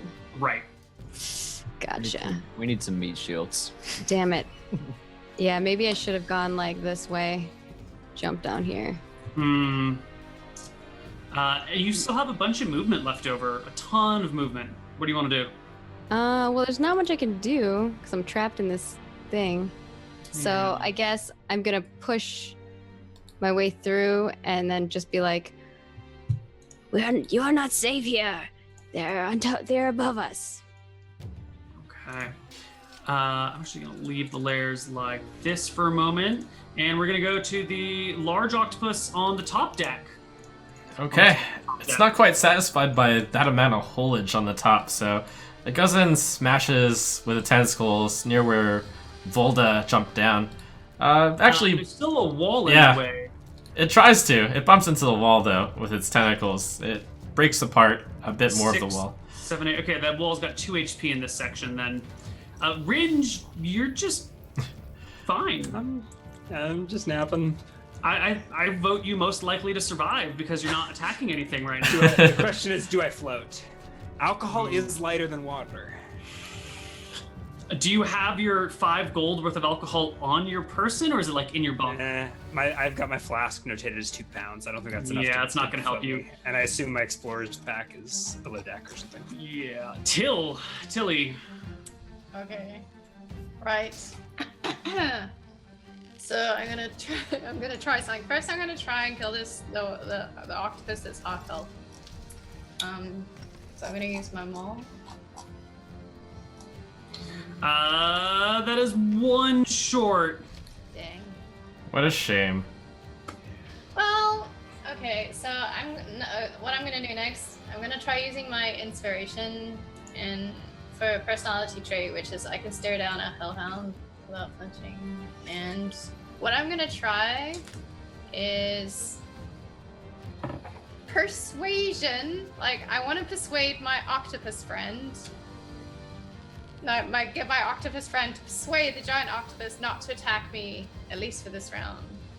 So You want to persuade the little octopus to persuade the big octopus not to attack you. Yes. Is that All right. So since you don't speak octopus, how do you communicate this to it? With food, the universal more food. language. but universal specifically, language of my rations? Well. I figure if the octopus that is my friend sees me give rations to the larger octopus, perhaps it will be enough to distract it for that. So you're gonna give the rations to the larger octopus. Yeah. All right, give me your animal handling check again. Okay. Oh, that was... You did say you were gonna use your inspiration on this? Boom, advantage. Yeah. She said it. I heard it. Yep. Right. You. That's a crit. You crit it. This is gonna be interesting. I guess it's that giant octopus's turn with a crit on animal handling. Yeah, I don't know, Trump. it goes ahead and scoops up all the rations. It's gonna snack on them. It's not gonna last quite as many rounds as the other one, but who knows what it'll do afterwards with the inspiration, with what you've done to it. You've made quite an impression on it. Yeah. Octopus army. Next octopus in the order is the one just to the south of you, Till. The only octopus in this room that you have not given food to. Yes, this is the one currently wrapped around you, I believe. Oh god. So it's going to continue to bite at you. For 4. It's not going too good. It is very angry. Grindlebrew. All right. You still have your thing on my floor, right? I do, yeah. So I will probably Cure Wounds Ringe to get you up, so we can get you attacking, and Thank you. you'll be next to me. So let's do that, and you get an extra 3 to this because of my life preservation thing. So you get 9. Nice. That's most of my HP back. And then I will spiritual weapon. I don't have line of sight to it, but I know I have a spiritual weapon down fighting the octopi by Tilly. A spiritual weapon is a 15 That's a hit. for, let's see, 7 force damage. And that splatters that other octopus down there. I'm in a bit of All right. Get in there, guys. Top deck, large octopus. Let's see. Large octopus. This is the one that range has just come back up. It's going to attack Grindlebrew. Come at me. 16, is that a hit? It is, right? So it is. Oh, I can shield. Let me do my shield thing. Let's do that, shall we? That seems like a good use of my life. So shield does +5 to my AC until the start of my next turn. So it doesn't hit. It doesn't hit. Yeah, an 18. Wonderful. We go to the next round. Okay, you hear a lot more smashing coming from the bottom of the deck. A giant creak sound, really. Along with the smashing. Don't worry. And we're going to start with the eating octopus, who continues to eat. Yep. And then we go to the octopus crawling down the top of the deck onto Grindlebrew. You know, you just like, feel these tentacles starting to slide down your shirt. The one to the top right of you has you restrained, so this one goes ahead and continues to bite at you. Bite at your head, really. And deals 5 damage to you. Uh-oh. And the top deck giant? Well, it's just gonna cause some havoc to the ship. This one sees a door in front of it. Doesn't really realize it's a door, but tries to smash it open anyways. And busts open the door. Sailors inside scream in terror and begin to back up using whatever pieces of wood they can as improvised weapons, trying to hold the monsters at bay, effectively taking the dodge action. All right. And the big guy, the large octopus. This large octopus goes ahead and swings its tentacles against the floorboard here.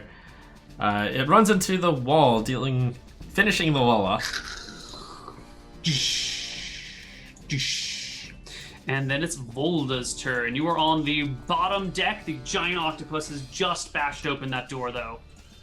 All right. Is there space for, like, if I change into a tiny creature that can fit within a space of 6 inches, are there, like, between the planks ways that I could, like, get through, like, down here? I would say if you can give me a successful DC 10 perception check, you can find spaces between the planks somewhere, if you're like a little shipwreck. Okay, I'm gonna look. 14? Yeah, you definitely see it. Yeah, so I see that. I'm going to swap into my miniature form, and I'm going to be a tiny little bugbear, and I'm going to go through the crack and down potentially try to make my way out. Out to the front. Perfect. Yeah. There's like a gap in the window, like one of the windows isn't fully closed, and there's a tiny bugbear on the windowsill. You can just like sneak on through. And then I see my friend obviously down this way, right? Mm-hmm. And I'm gonna try to run up that way as far as I can. Did you revert back to your full size? No. On the other side? No? Okay. I don't know if I can do that, because I can only use 1 bonus action per round, right? I don't think I can do that. It's a concentration spell, so I think you can end it whenever you want. Then I just yeah. do my normal self, right? Yeah. And you can always use an action as a bonus action. I guess your action was the perception check. I don't know. You can use a bonus action as an. You can. You Yes. can use an action as a bonus action. Yeah. Yeah. I think I see what you're saying. So where are you going? Okay. I would like to go as far as I can to get closer to my friends down here. Sure. So you've got like 20 feet of movement left, I think. Maybe 25 feet of movement left. Looks like here. I can't tell now because you have good. like weird. Yeah, the grid's all weird. Yeah. Yeah. Because 25 would be like Stairs didn't line up without the grid working, without doing half-size grids. Okay. That is your turn, and we now have a large octopus on the top. Okay. It was kind of frustrated by never managing to And I hit get my the 2 HP, obviously. floor. Just, Yeah, the temporary hit points, by the way, they don't stack, so they max out at 2. Right. Yes. okay. So you, So you always have 2 on. So this large octopus has the brilliant idea of just smashing the floorboard underneath it instead of trying to go after the wall. So it lashes out and That'll do breaks the floor. It goes ahead and it and the octopus next to it falls into the room full of sailors. You hear screaming. That's not a good sound. That might be bad for all the cabin boys in there. Yeah. Okay. And next on the turn order is Ringe. You're on the ground, but you. I'm up. I'm up. All right. I gave it a kiss of life. It's How time for your how DPS. is Grindelbrew looking? Decent? Still up? All right, I'm just gonna Yeah, start I'm- wailing on the. I think I just get up and start flailing around. I stand up, and I'm just wailing on octopi. I guess the one. Can I have circled around? I'll just do the one next to me. That's fine. All right, 13. Is that a hit? Yeah, that's That'll do it. it. 5 Is this damage. The That's upper enough. lower one. Oh. It's that one? one. Yeah. Okay, that's enough. Cool. That'll get And it. I have a bonus action. I can move and use my bonus action second attack on this other octopus. It's got Yep. some tentacles hanging over the edge. Maybe So I move run up 2.5 and I use here, right? I don't know, I just grab the tentacles and try and break them up with my fists. Oh, that's a D4 monk fist plus 3 for 6 3 damage is to the top octopus. almost enough, but not quite. It survives your brutal assault. Till, you're down there, and well, how you feeling? Like you kind of made friends with these dudes. Have made friends. Chilling. And I'm not exactly the highest of health, so I don't. Maybe the sailors were the bad guys all along. Yeah, I know, right? Join So like, the I don't Eightfold Path. necessarily want to go up unless I can get a heal when I go up top deck. Can I get one? Or... Yeah, I can. I got a heal left in me.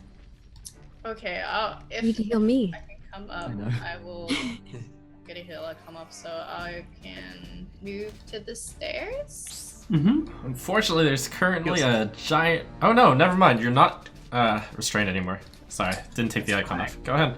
Okay. You would get attacks of opportunity from those octopi if they seemed interested in it. They're currently eating their What? rations though. Why would you take an opportunity attack against your friend? I know. I'm just saying. I'm just saying. Right, how do I use this? Like this? I think one of the DMs Yeah. will move you to We'll just the move you there, stairs. and then you end up. I think that's your spot. But we'll double check it over here. And to go back to the mouse thingy on the top left, you select the mouse pointer. Yeah. So that is for you, like 10 feet of movement. So you still have a bunch more, or an attack, or whatever else you Yeah, want to hit- do. Finish the octopus! It's almost And dead. all the heals are yours! That octopus is actually like up on the deck above her. She'd have to like go out the door to get to it. Or like Yeah. throw something at it. You did throw Weird it, man. effect of the layers. I have a crossbow. If you can get outside, it's definitely visible to shoot. Am I not outside? No, you're like below. You're on the top deck, but below the like deck that the wheel is on. If that makes sense. You're Oh. here, and then So like I can't walk. Can I walk there? Or yeah, you can walk through this door out here, and then get to stuff. Yeah, that's fine. I'll do that. Perfect. Go ahead and move yourself wherever you want to be. Okay. It won't let me. That's weird. Oh. Switch to the cursor on the upper Yeah. left. Yeah. Upper left. Oh. How much space do I got? You have another 20 feet of movement, so you can go wherever you want, really. Is there anywhere I can move that won't be an attack of opportunity, or is he gonna? None of these places would really be attacks of opportunity. Oh, okay. I'll stand here then. Perfect. Oh, hi. Welcome to the party. Hey, them out. All right, the whole party is finally together on the top deck. It's been a damaging couple of rounds here. You still have an action, and you've got your crossbow, so you could take a shot at that octopus if you want. Okay. Well, can I use my maul or? Yeah, you could do that too. Yeah, screw it. I'll use that. It hurts more. That's a hit. Did it? And Okay. that will definitely splatter it. I'm sorry, my octopus friends. Mid deck, giant octopus, just chewing. Yep. It's got some really big mouth, so it finishes the rations that were thrown at it. Okay. Grindlebrew the Grouch. Okay, I got one heal left in me, friendos, and I got one. I've got a spell and a healing potion too. you got a spell and a healing potion. Okay, so if you could maybe hand that off to Tilly, I could heal Volda, in that case, and my cure wounds have to get over to you to touch you, right? Sort of cure wounds. There you go. So, Volda, I will move here. Hit you with that cure wounds, and you get an extra. Well, actually, I might cast this at second level because I haven't got any good second level spell left. So, that's last spell slot at second level. Heal for 11 plus 3, so 14 is what you'll heal. It only rolled 1d8. You get a second d8 for casting it at second level. Correct. Oh, very observant, no. Ryan. That's just- It rolled it at the top, so I got 15. Plus Oh, 3. higher. Okay, so Oh, it's yeah. Yeah. You're right. 4. No, but it's 4 plus 8 plus 3 plus 3. Right? There's a lot of math happening in my brain right now, and it's fun. Yeah, So because it's the the healing 15 feat gets an dot. additional. Yeah. The additional die rolled, so I think Cool. 15 plus 3, 18. 7. Sounds a lot like math. Yeah, that sounds right. Okay, your spiritual weapon's downstairs. Are you gonna do anything with it? I'll bonus action move it up deck. It can come right through this gaping hole Yeah. right here. I'll bring it up towards my side for now. Okay. I don't want to anger. You guys are all on this top deck when the 7th round comes along, and you can see just off the front of the bow, another large wave is moving towards the ship. Thank It's goodness also- we ditched the armor. It has also been 5 uninterrupted rounds of the bottom deck. Does anything in particular happen there, Bobby? There are probably things happening there that the players can't see, but we are out of time for today. So we will come back next week when we see what happens with this next wave, what happens with the ship being ripped apart. But thankfully, you guys are all on your feet and you're all together on the top deck. So you've got a fighting chance. Aw. Everything will turn out okay. Maybe. It's Maybe. gonna be my birthday. You can't kill me on my birthday. Is that a dare? Quick, we should kill her now. Alrighty then. Well played. Trump, you want to walk us through the shoutouts and everything? Sure thing. So, thank you for watching another episode. Unfortunately, they managed to rope out the death timer. What a shame. But we'll get him next time. How did it feel barely surviving there, Mr. Ho-Goblin? Hobgoblin. Oh, that was dicey there. Sometimes you dice with death, and sometimes it works out. Sometimes it doesn't. We're still in there. I don't have any plugs. I don't do the internet. I signed up for Twitter just to plan the session. If you've enjoyed my role playing, I do a bunch of shows over on Koibu's stream. We got a Frozen Frontier, our Arctic exploration campaign, tomorrow morning. And yeah, I'm easy to find, over there. And yeah, thank you, Trump and Wizards, for hosting. It's been a pleasure. Great to have you. Margaret, it seems like your cowardly running away managed to work this time. How does it feel? It feels cowardly, but hey, I'm alive and maybe we'll survive another week. We'll see. But yeah, you guys can find me at Margaret Krohn in all the places. Twitch, Twitter, YouTube, Facebook, all the things. And I do tons of RPG stuff. So if you're interested in checking out that, check it out. All right, Kelly. It seems like you've made not only some people friends, but also some squishy friends. I know, it seems very unorthodox that the fighter with the giant weapon wants to make friends with the octopus, but it's working out, okay? I have a plan. I don't even have a plan. But yeah, I'm Kelly_Jean on Twitch, and my Twitter is already up on the stream.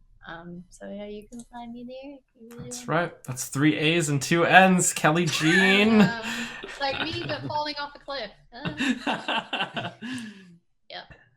And finally, Encounter, good show before this show. How's it feel moving on to a more challenging show than your intro show here? Oh yeah, well, you know, it's different not being the DM and killing people, but it was a lot of fun. It was. Have you a lot of fun. even killed anyone yet?